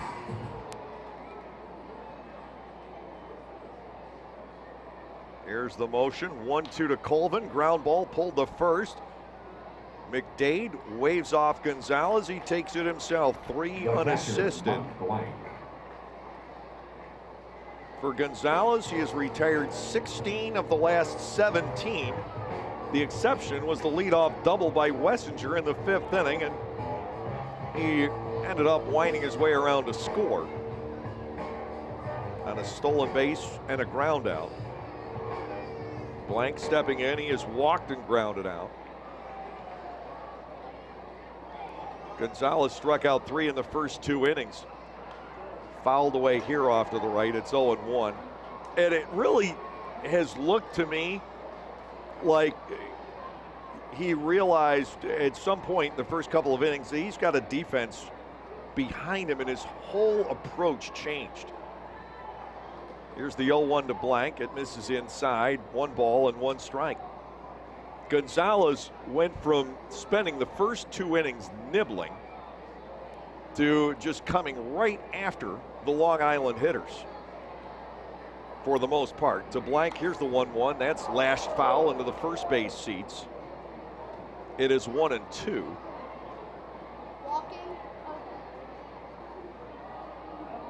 One out, nobody aboard in the top of the 7th. You really have to be excited about this acquisition if you're the Barnstormers. Now the 1-2, ground ball pulled foul, and that may have cost Blank a bat. It did. York leads Bridgeport 6-3 in the 5th inning. They're still in the rain delay down at Southern Maryland. Boy, that could be a rough situation. Somerset with the 4-run jump. They're in the heat of a pennant race. They got hit by a storm. It looks like that storm's been out of there for better than an hour. And play has not resumed. It looked like that storm probably hit quickly and heavily. New Britain 5, Sugar Land 1. They're in the 3rd inning. 1 ball, 2 strikes to Mike Blank with a new bat in hand. And he gets ball 2 just low from Luis Gonzalez. 2 balls and 2 strikes.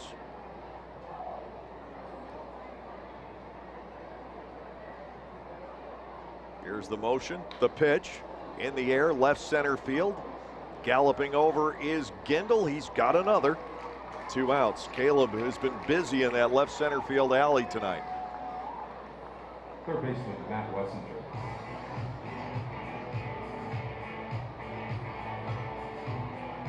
Wessinger will step in. He has flied to center, doubled and scored a run.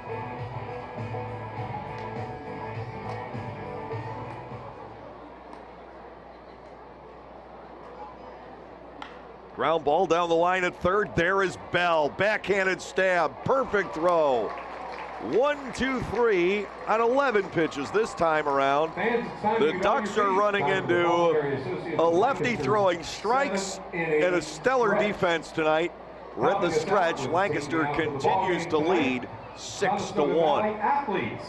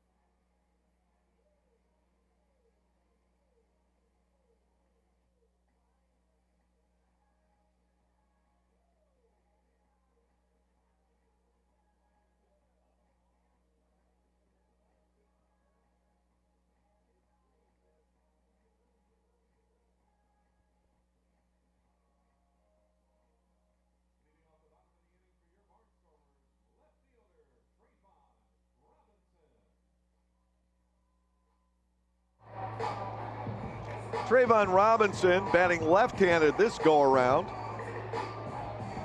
facing Luis Perdomo, who got the side in order back in the 6th inning.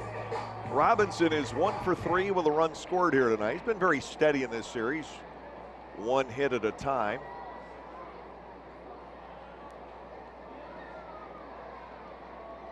First delivery is low from Perdomo. Ball 1 and no strikes. Trayvon not at all pleased with the called third strike against him the last time up. Next delivery, ground ball, right side.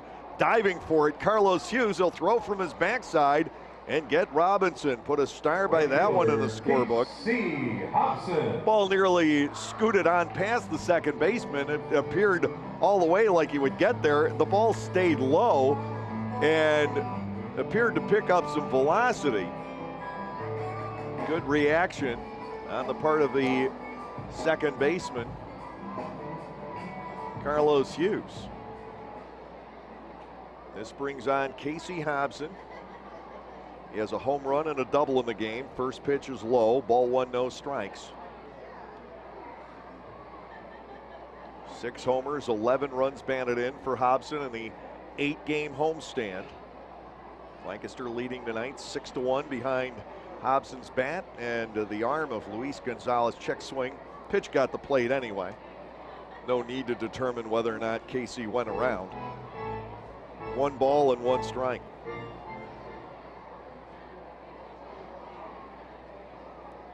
Perdomo ready to go. Hobson pulls the trigger on an off-speed pitch and fouls it away.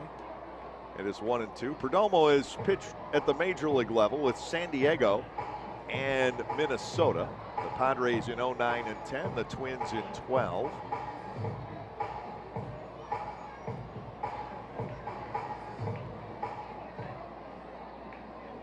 Bridgeport and York last year. York and the Ducks this season. To Hobson, 1-2, check swing. The ball skips away to the backstop.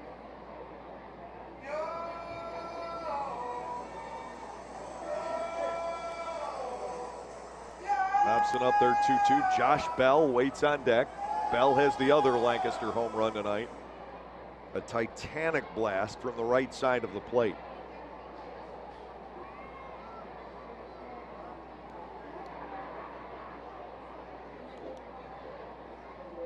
To Hobson, 2-2, a long foul ball over the localflavor.com deck. That may have gotten a player's car. Contact Hostetler Insurance, agents for Goodville Mutual and other fine companies.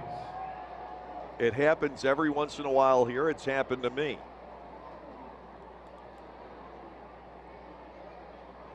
Two and two, Perdomo to Hobson, the motion, the pitch, that's strike 3 on the inside corner. Hobson down looking. Perdomo has retired 5 in a row, 2 on strikes. He'll encounter Bell. Josh, 2 flyouts to right, 1 on a foul ball. And then put one where Lentini couldn't get to it. Norca Delta Cleary Jr. ball over the batter's eye.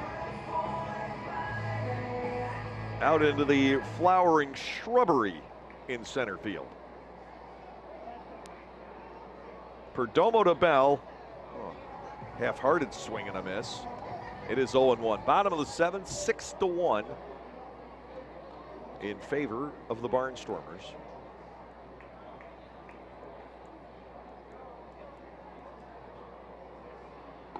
Next pitch right there. He's got Bell 0-2. Perdomo, no let up.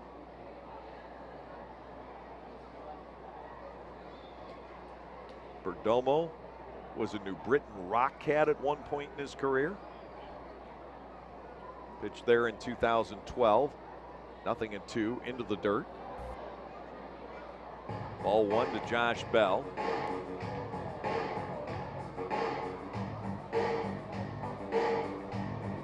Little bit of everywhere for Luis Perdomo. He's only made 3 career starts. Those in the Pacific Coast League back in 2010 when he was in the Padre chain. Fly ball the other way by Bell. Over goes Cleary, still galloping, but he is there to make the catch. It's another 1-2-3 inning for Luis Perdomo in the bottom half of the seventh. We're at the end of 7 tonight. Lancaster is up 6-1. See if you can.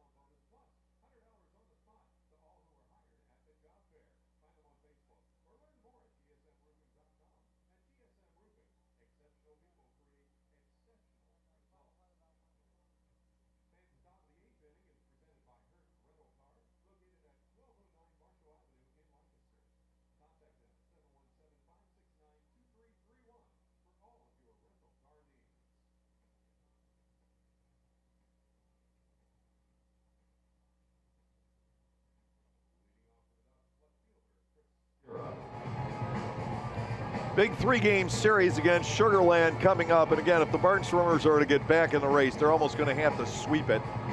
It looks very possible that the Barnstormers will be within 7.5 coming out of tonight's action.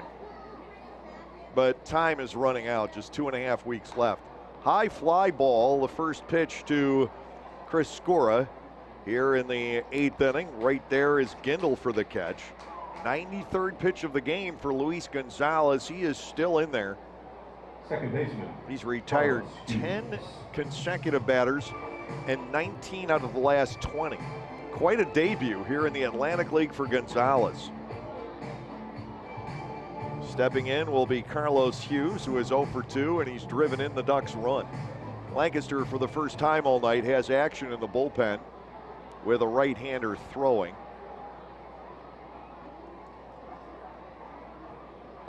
First pitch strike to Hughes. It is 0-1. That conceivably is the newcomer Zach Stanowitz, but I really cannot be sure. 0-1, fouled away. Gonzalez is the 19th different starting pitcher used by the Barnstormers this year. 323. 386-323. Go to fan services and collect your winnings. And thank you. The wind 0-2 upstairs. Hughes bats 1 ball and 2 strikes.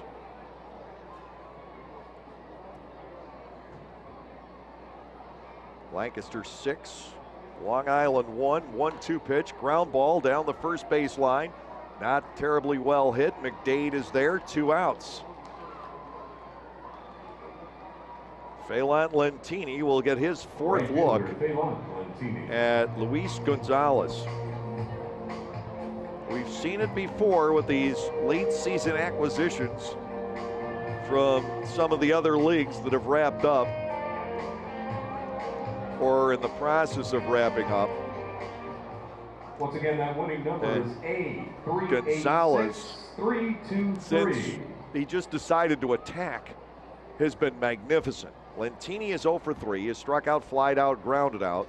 The pitch here, a ball inside, 1-0. 2 outs, nobody on base in the 8th inning. Matt Wessinger's double into the left field corner leading off the 5th. The only hit against Gonzalez. Foul at the plate, it is 1-1. Justin Jackson threw 5 perfect innings to start last night. He ended up allowing 3 hits and a run over 7. Magnificent outing for JJ. Here's a 1-1 to Lentini. Ground ball foul past Kevin Baez. Gonzalez has him set up at 1-2.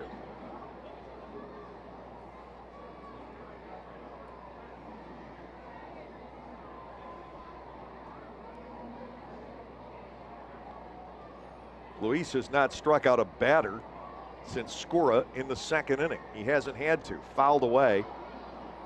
Lentini continues to bat at 1-2.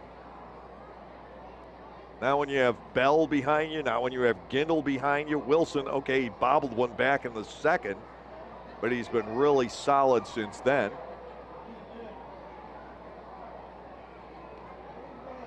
To Lentini, 1-2 offering. He checks on the swing. Ball 2 ends up fading inside. 2 balls and 2 strikes. Gonzalez over 100 pitches for the game. He's got action behind him with a right-hander in the pen. 2-2, rolled foul. Dan Lyons didn't make the clean pick in the on-deck circle. I'm so disappointed because usually he does. He's got some of the best hands I've ever seen. I don't mean up close and personal like Madge, the old manicurist in the Palmolive ads, but Lyons, what a smooth infielder he is. 2-2 on Lentini. If you want to talk about great hands, Josh Bell. It's low, gets away, over in the direction of Lyons again. Now a full count on Phelan Lentini, 3 balls, 2 strikes. The shortstop Lyons waiting on deck, and you might see Butch decide to make the change if Lentini should happen to walk here, just because the pitch count is getting so high. Here is the 3-2, and Lentini gets ball 4. The walk is completed. Third issued by Gonzalez, and it ends the streak of outs at 11. Butch Hobson's on the way. 2 outs, Lentini aboard at first base.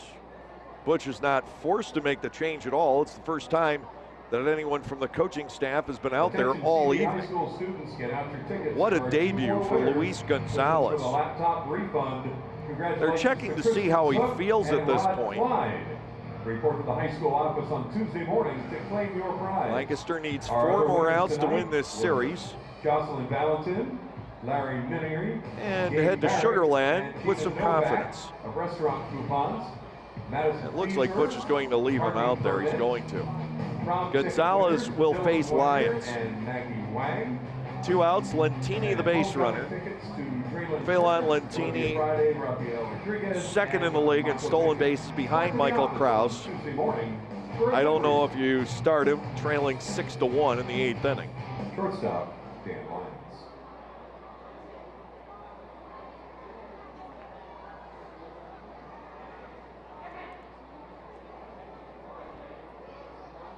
McDade holds Lentini on at first base. Here's a pitch to Lyons. That is high. Ball 1 and no strikes. I thought Jackson might be out of gas last night when he walked Gotay to load the bases and went 2-0 on Dowd. And he recovered to Lyons. Ball 2 is off the inside corner. 2 balls, no strikes.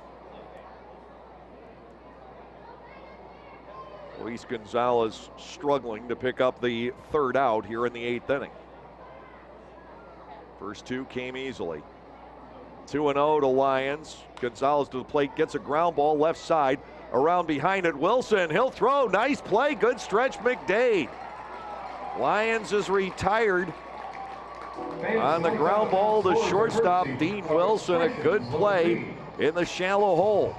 No runs, no hits, no errors. Long Island leaves 1. We'll go to the bottom of the 8th inning. It is 6-1 Lancaster. 6-3. Somerset and Maryland are delayed.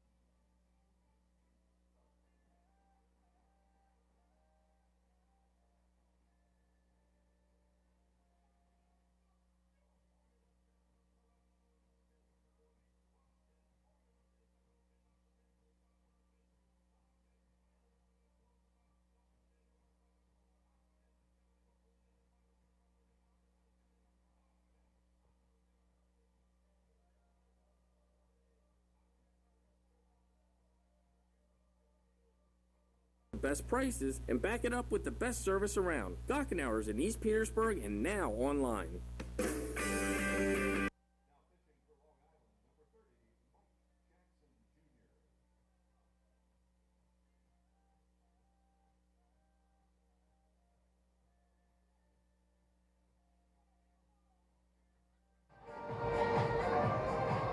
Bottom of the 8th inning, Mike Jackson Jr. makes his second appearance of the series.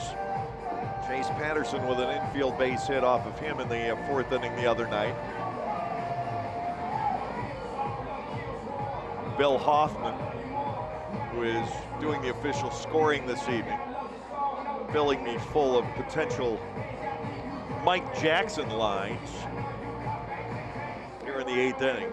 Usually I'm good enough on my own, but I hadn't even made the connection that I had a Michael Jackson on the mound. For your Barnstormers, second baseman, And Bill, who at times Aaron. plays the tunes here at the ballpark, was running through the entire list of potential Michael Jackson song titles. It's 6-1. Kevin Aarons coming to the plate. He is 1 for 2 with a run scored, single and a walk. He was also grounded to third on a nice pick by Wessinger. Lancaster up by 5 here in the bottom of the 8th inning. The last hit for the Barnstormers was the Josh Bell homer in the 5th inning. Jackson fires a strike. It is 0-1. Aarons, Jacobs, and McDade in the 8th inning against Jackson. And then Cleary, Ford, and Colvin are due in the 9th. Line drive, there's a base hit for Aarons. He had one last one there for the Long Island Ducks this season. Leadoff single in the 8th inning off of Jackson. Aarons is aboard. His 26th hit in 62 at-bats in the season series. Mike Jacobs will step in. Jacobs has doubled home run. He has flied out deep into the left field corner, and he's wrapped into a peculiar double play. Once again, the shift is on. Aarons leads from first base. Jackson comes set, and to Jacobs, the ball is outside, 1-0.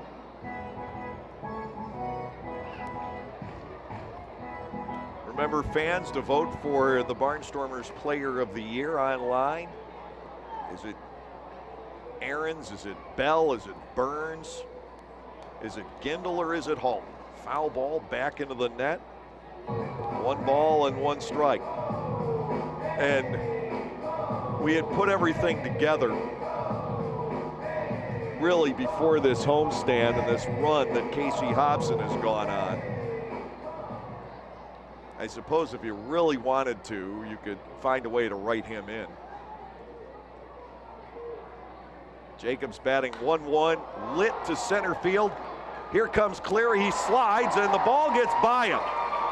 That'll roll on through. On to third goes Aarons, and into second with the double is Mike Jacobs, his second 2-base hit of the ball game. Sinking line drive, hit very well with some topspin on it. Cleary tried to make the sliding catch coming in and was not able to do so. Lancaster has runners at second and third. Mike McDade stepping in. Mike has hit the ball hard every time up tonight, all from the right side of the plate. A double and a couple of lineouts. He's batting with men at second and third. Nobody out here in the bottom of the 8th inning, and up from the left side for the first time. Lancaster already with a 6-1 lead and a chance to score more. The Ducks bring the infield in. Here's the pitch to McDade. A big swing and a miss for Mike. It's 0-1. And the right-handed action continues in the bullpen for the Barnstormers. They're wearing the red jerseys tonight. The numbers are almost impossible to pick up from a distance. Red on red, outlined in white. 0-1. McDade leans back out of the way. 1 ball, 1 strike. Dean Wilson on deck. Chase Patterson after him.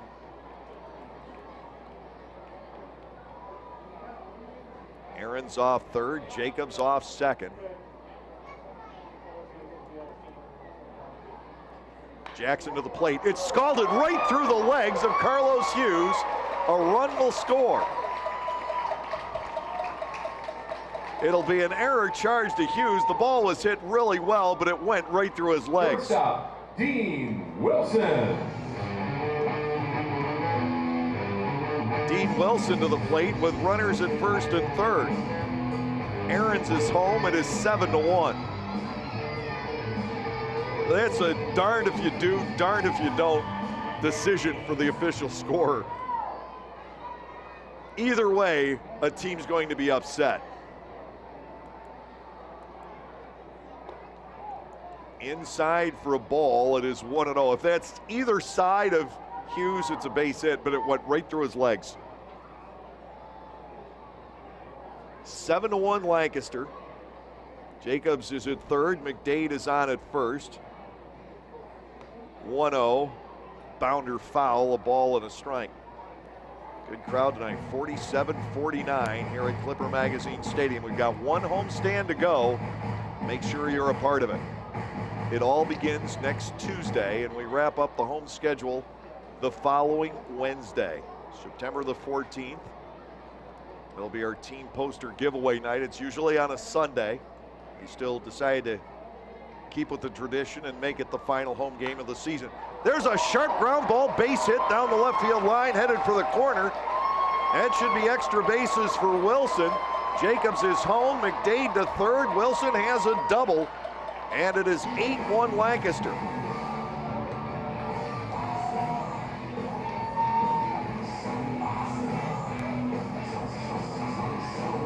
Wilson's fourth double.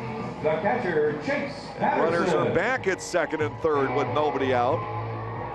And the infield will draw in against Chase Patterson, who is 0 for 3. The Barnstormers ahead by 7 here in the bottom of the 8th inning.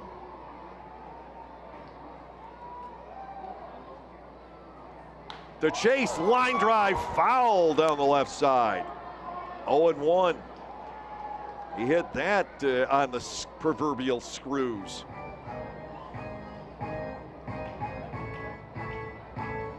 McDade at third, Wilson at second. The 2 runs that have scored are both earned. If the McDade ground ball had been fielded, still would have been second and third with 1 out. They would have scored on the Wilson double. Upstairs to Patterson, a ball and a strike. More action in the bullpen, another right-hander throwing for the Ducks. And I'll be interested to see who the Barnstormers use in the top of the 9th. Chase Patterson, ground ball, and again foul up the third baseline, 1-2. Caleb Gindel is on deck. Still nobody out in this inning.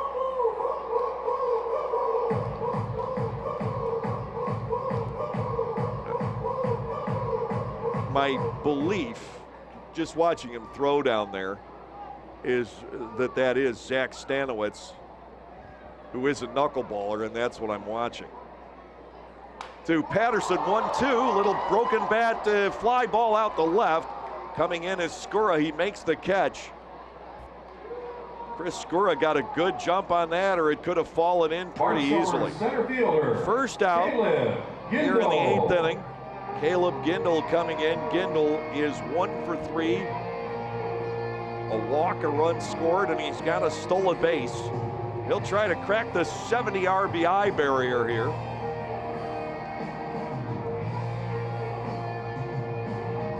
Joining Josh Bell.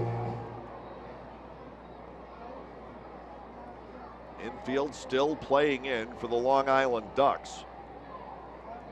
McDade at third, Wilson at second to Gindel. Bouncing ball pulled foul. That'll jump into the seats along the first base line. 0-1.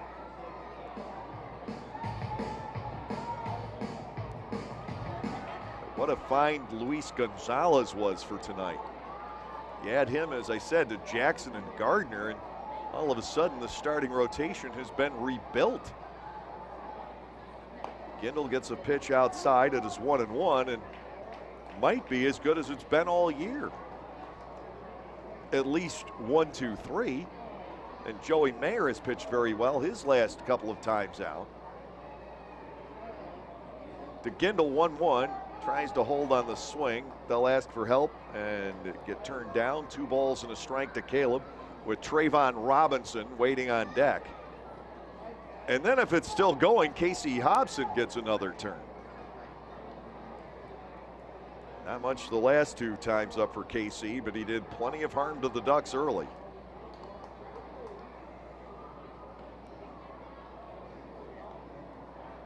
Gendel batting 2-1.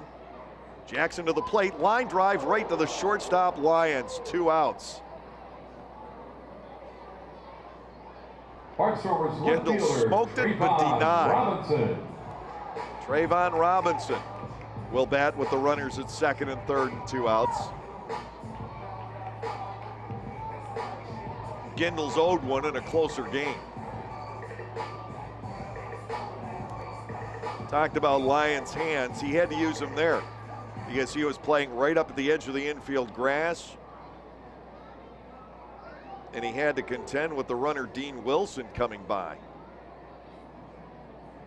To Robinson, it is low, ball 1. Trayvon with a 3-2 pitch. Thought he had a walk back in the 4th inning. That would have loaded the bases in front of Hobson. Still could happen here. 1-0 to him from Jackson. McDade at third, Wilson at second. Ground ball, base hit into right field. 1 run will score.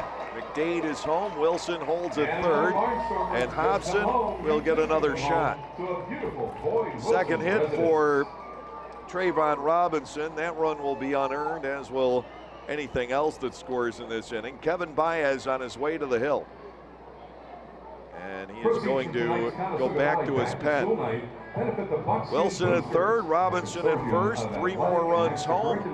Here in the bottom of the 8th inning, we've got a pitching change. While it happens, we'll pause for these messages.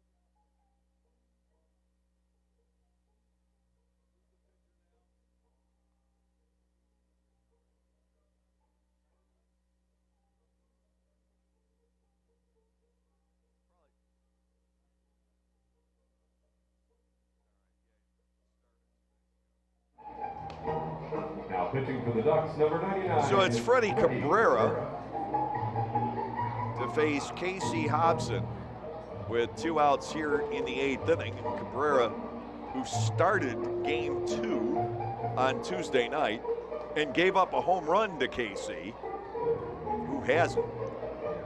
Hoping for a 1-batter appearance. It is 9-1 Lancaster. Hobson drove in 3 of the first 5 runs. He'll bat here with Dean Wilson at third and Trayvon Robinson at first base. The action continues in the Barnstormers bullpen. An 8-run lead for Lancaster in the bottom of the 8th inning. Jackson giving up 4 hits and 3 runs as of right now, 2 earned. Perdomo retired all 6 men he faced. And the Barnstormers have laid it pretty heavily on Leverett and Jackson tonight. Cabrera gave up 6 hits and 2 runs in his 3-inning start here on Tuesday.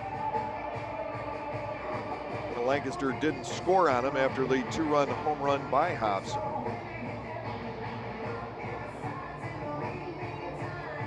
Barnstormers right fielder Casey Hobson.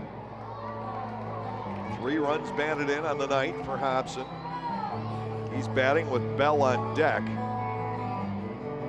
And we're seeing tonight what this lineup can do. If you're not on your game, this team will tear you to shreds. Cabrera ready to go to Hobson. There's a drive, deep right, pulled toward the corner, and he didn't get much of it. Thought he had the wall, but Lentini races over to make the catch in foul territory. That came off the end of his bat, and Hobson fouls out to end the inning. Got toward the wall, but the ball came off the end of his bat and just died out there. One pitch and one out for Cabrera, but the Barnstormers pick up 3 on 4 hits and an error. 2 men left on base.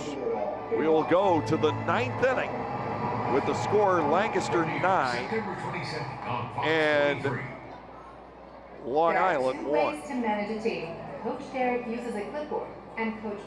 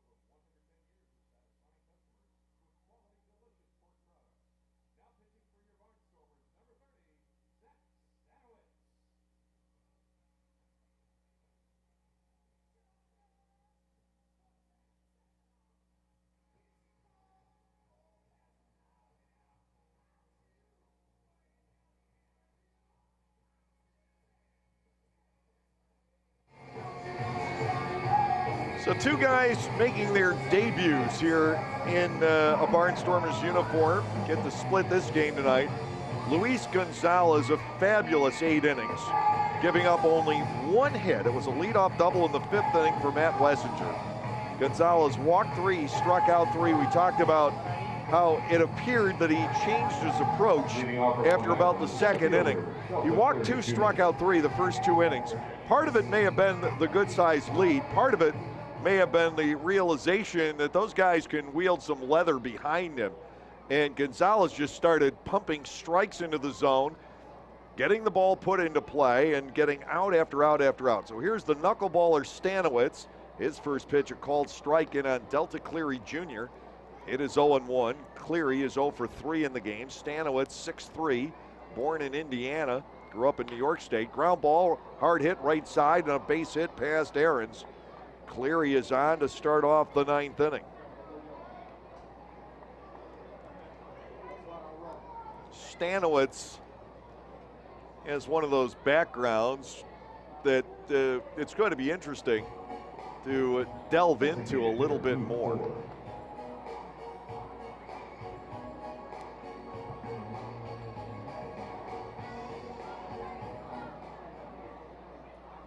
Zach has plied his trade in a number of different places. He's only spent 1 short stint in the Baltimore Orioles organization. He misses outside to Lou Ford with the knuckleball, 1-0.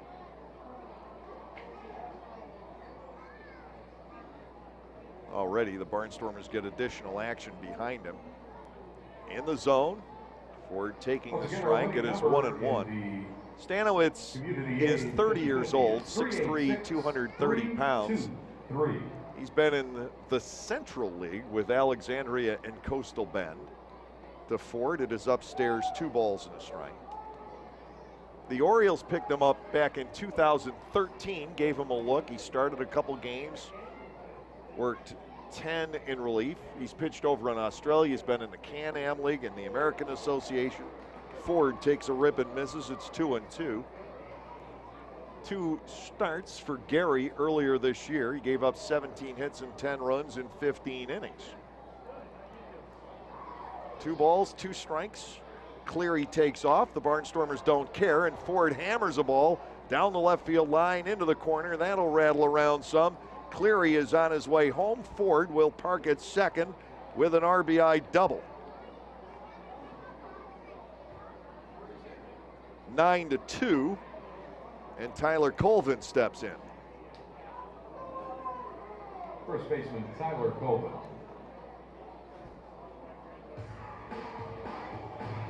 Stanowitz bound to be a little nervous. He was, from what I understand, recommended to manager Butch Hobson by the best knuckleballer in the history of the Atlantic League, Joe Gannon.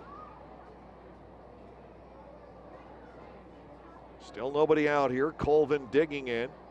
The Stanowitz pitch is inside and low. Ball 1, no strikes. Cleary singles, 4 doubles. Ford had been 0 for 3 tonight. You knew that couldn't continue. Tyler Colvin batting 1-0, and he leaps backwards out of the way, 2-0. 9-2. Long Island making some noise here in the 9th inning. Gonzalez, 8 innings, 1 hit. What a marvelous debut for the left-hander.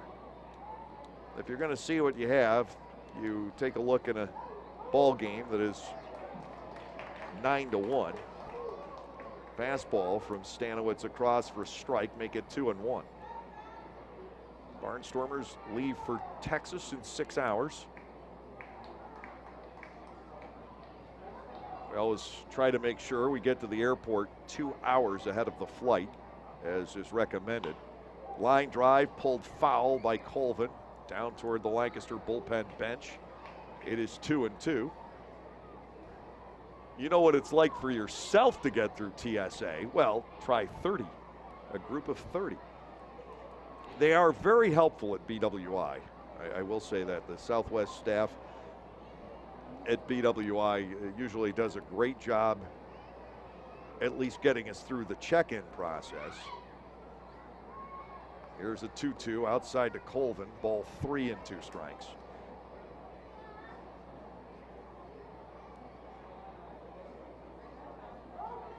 Far easier out of Baltimore than out of LaGuardia. That was interesting on the last trip down to Texas. Flying out of New York, security is bound to be tighter. Payoff pitch.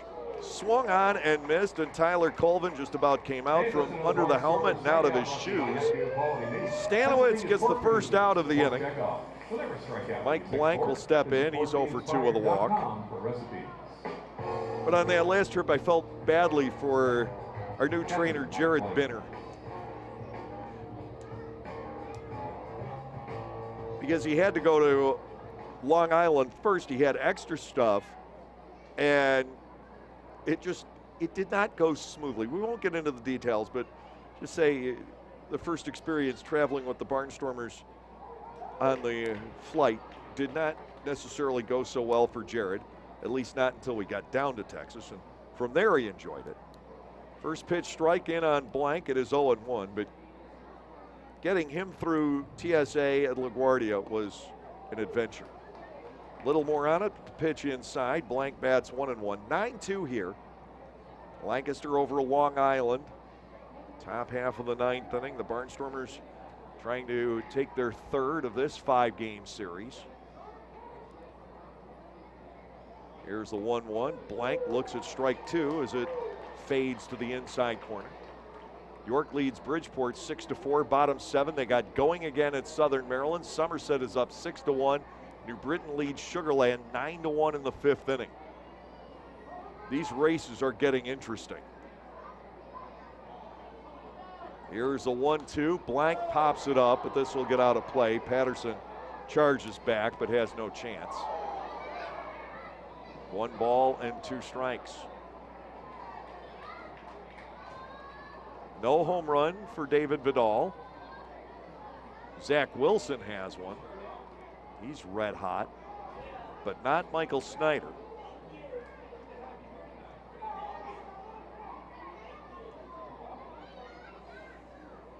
And we know that Jeremy Barfield has not hit one. Blank swings, and he misses. Tag will be applied by Patterson. No, he actually grazed that one foul. He started to walk back toward the dugout. Patterson laid the tag on, but that was actually a foul ball. And Blank is lurking still at 1-2.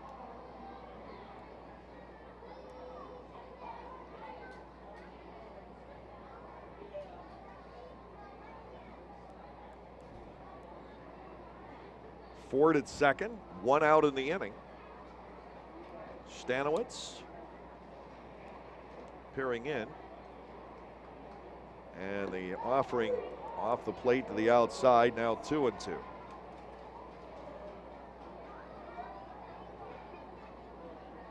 Going into the last 2.5 weeks of the season, 5 guys are within 1 of the league home run lead. Will a Barnstormer win it for the 4th straight year? In the dirt, it is 3-2.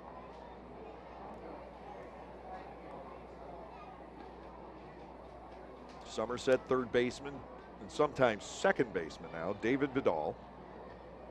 And Southern Maryland first baseman Michael Snyder share the lead at 21. They've missed a lot of time with injuries. For the Barnstormers, Hobson and Halton with 20 each. Roller foul, Blank still in there.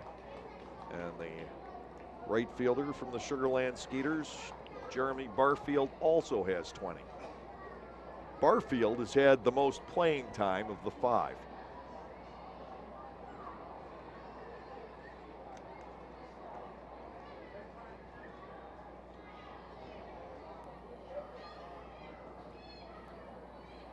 Lancaster had Reggie Taylor and Aaron Herr share the home run title in 2010.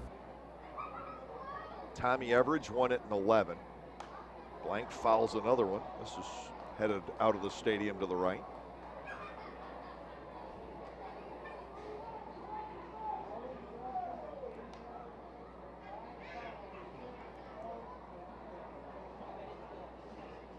And after Chris Nowak of York won it in 12, Ryan Harvey in 13, Cole Garner in 14, Lance Zawadski last year. The Blank 3-2, strike 3 called on the inside corner. So instead of going down swinging, he eventually goes down looking. Blank is not exactly happy with Carlos Daño Jr. And if he peered out to his left about, 270 feet or so, Trayvon Robinson probably sitting there mouthing, "I feel your pain." Here is Matt Wessinger. He is the final hope tonight for the Long Island Ducks. Wessinger with the only hit off of Luis Gonzalez, the starter, in 8 innings. Breaking ball, knuckleball broke outside, 1-0. The count to Wessinger. 9-2 Lancaster, playing the 9th inning. Stanowitz delivers low, and it's a 2-0 count. Chris Skuro waiting on deck.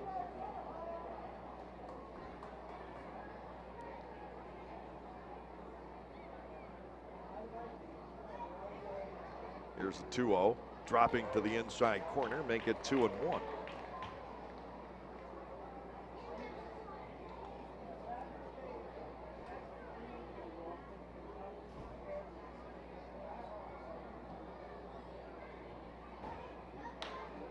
Faster pitch, ground ball left side, dug up by Bell. He'll make the throw, ball game over. Wessinger retired 5-3 to end it. It is 1 run, 2 hits with no errors. Lou Ford pinned in scoring position. We'll be back with the line totals on tonight's ball game here shortly. Our final score tonight, the Lancaster Barnstormers 9 and the Long Island Ducks 2. For the next 24 hours, we reach the Sonic 5. That wraps up this home.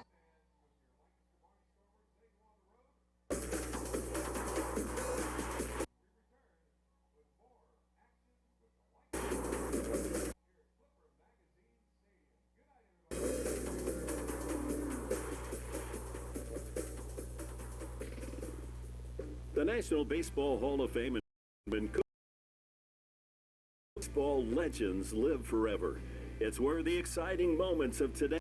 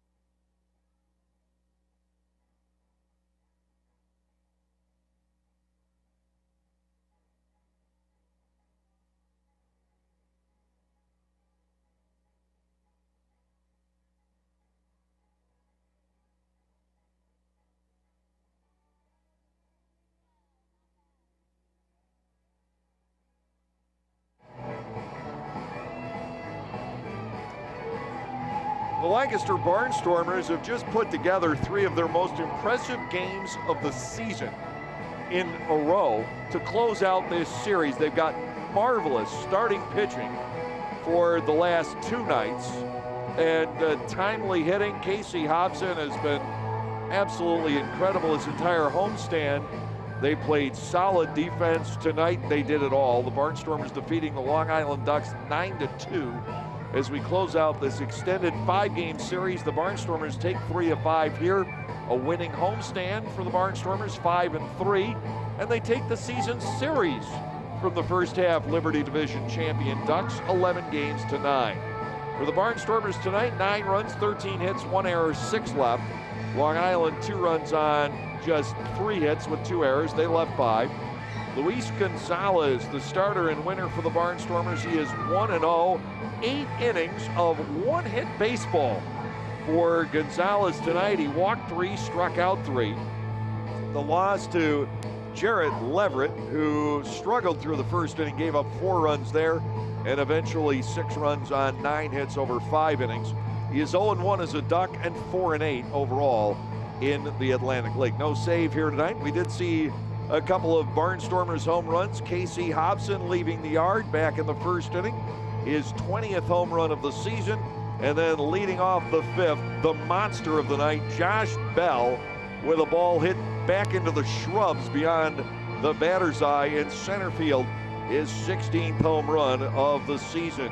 2 hours, 36 minutes, the time of our ball game tonight, in front of 4,749 here at Clipper Magazine Stadium. Back with the wrap-up show coming your way next on the Lancaster Barnstormers YouTube channel.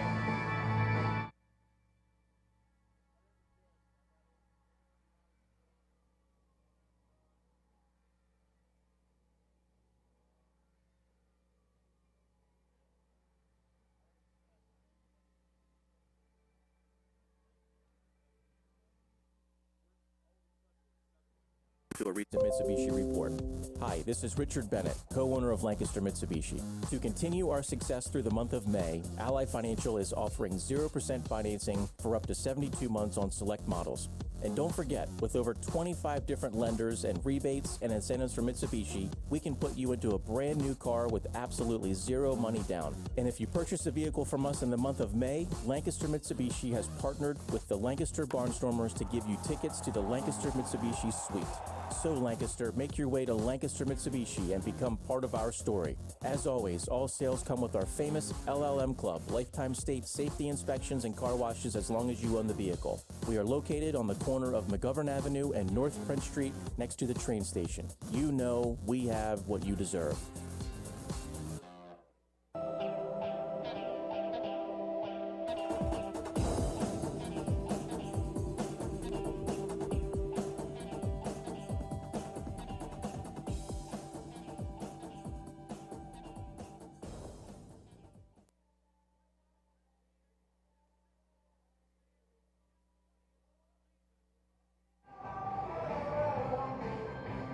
Barnstormers take it tonight 9-2, and this game was largely completed in the first inning.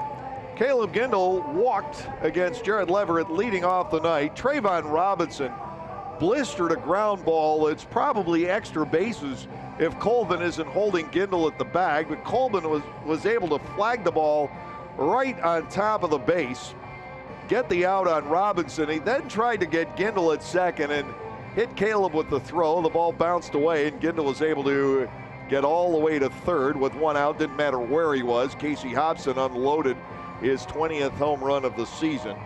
Then with 2 outs in the inning, Kevin Aarons floated a single out into right field. Mike Jacobs and Mike McDade both went down the left field line with doubles, 2 additional runs scoring, and the Barnstormers were up 4-0. A single by Trayvon Robinson, a stolen base, and Casey Hobson's double into the right field corner in the second inning made it a 5-0 ball game.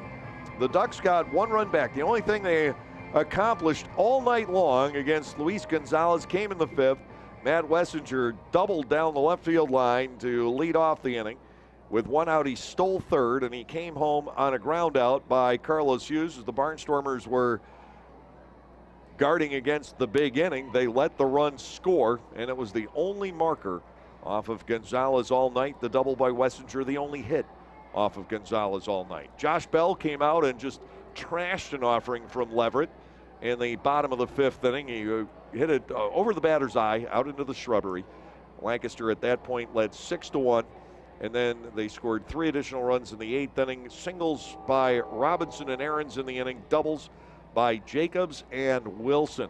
And the Barnstormers up 9-1. A single by Delta Cleary Jr. and a double to the left field wall by Lou Ford produced a run off of newcomer Zach Stanowitz, the knuckleballer, giving up that tally in the 9th inning, but then he retired 3 in a row, 2 on strikes to close it out here tonight. The Barnstormers defeating the Long Island Ducks 9-2.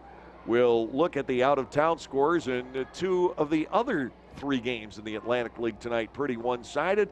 We'll have those for you when we come back here on the Lancaster Barnstormers YouTube channel. Localflavor.com, local flavor. Localflavor.com, local flavor. Excuse me, are you saying localflavor.com? Oh, yeah, it's where I save big bucks on all kinds of things. Home improvement projects, dining out, family fun, electronics, jewelry, clothing. I even bought my wife a fancy spa package for half price. Half price? Yep, you know all the deals you find in Clipper Magazine. I love Clipper Magazine. Well, they're all on localflavor.com too. And you can get them right on your phone thanks to localflavor.com's mobile app. Here, take a look. Well, this app is amazing. Look at all these restaurants, amusement parks, car washes, fitness centers. This is worth sharing about. Exactly. Localflavor.com online, the Local Flavor mobile app, and Clipper Magazine together. It's like a triple play. Do the cheer again. I'm in. Localflavor.com, local flavor. Come on, everybody! Localflavor.com, local flavor. Localflavor.com, local flavor.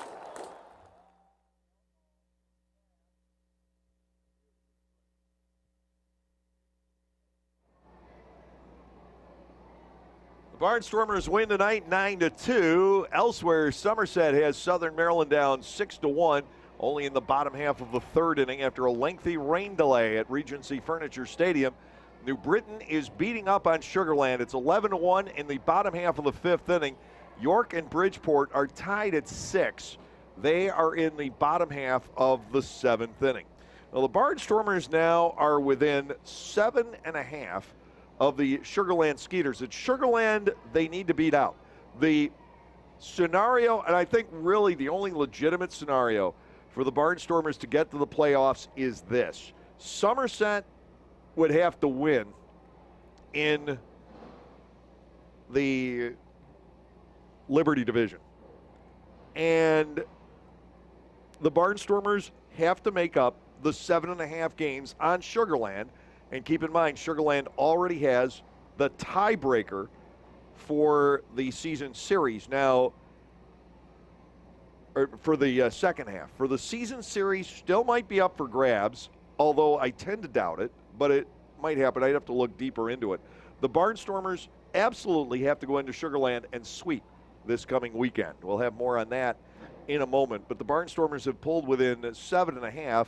Somerset leading the Liberty division by a half game over Bridgeport coming into tonight. New Britain is still out there. The Bees are red hot. They appear well on their way to winning their 6th in a row, and they are 3 games out in the division. It looks like Long Island will trail by 4 1/2 games. The problem that the Barnstormers will run into if Bridgeport or New Britain should happen to win in the Liberty division, the Barnstormers would not only have to pass Sugarland, but they would have to pass Somerset.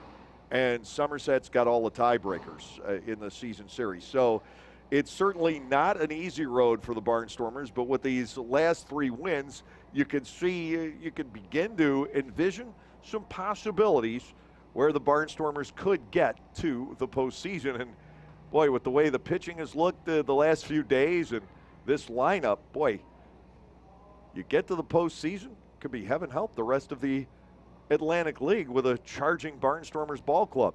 Very short schedule in the major leagues tonight. Miami up 6-1 over the Mets. That's in the middle of the 8th inning. San Francisco has turned the tables on the Cubs. The Giants lead 4-3 tonight through 5.5. They played this afternoon in Atlanta. The Braves over the San Diego Padres 9-6. And tonight in the 5th inning, it's Minnesota 5 and the Chicago White Sox 2. We're on our way to Texas. The bus leaves at 3:30 in the morning. The flight leaves at 7:10 in the morning. And we'll head down to take on Gary Gaetti's crew in a 3-game weekend series. Right-hander Joe Gardner gets the start for the Barnstormers tomorrow night. He is 1-0. Lancaster will face left-hander Aaron Thompson. They've seen him a lot this year, and they have not had a great deal of success against the Sugarland Southpaw, but perhaps tomorrow night will be the night that Lancaster is finally able to get to Aaron Thompson. Thompson is 3-0 against the Barnstormers this season. He defeated Lancaster 3-1 in the first game of the doubleheader the last time we were there on the Thursday night. So that's the story.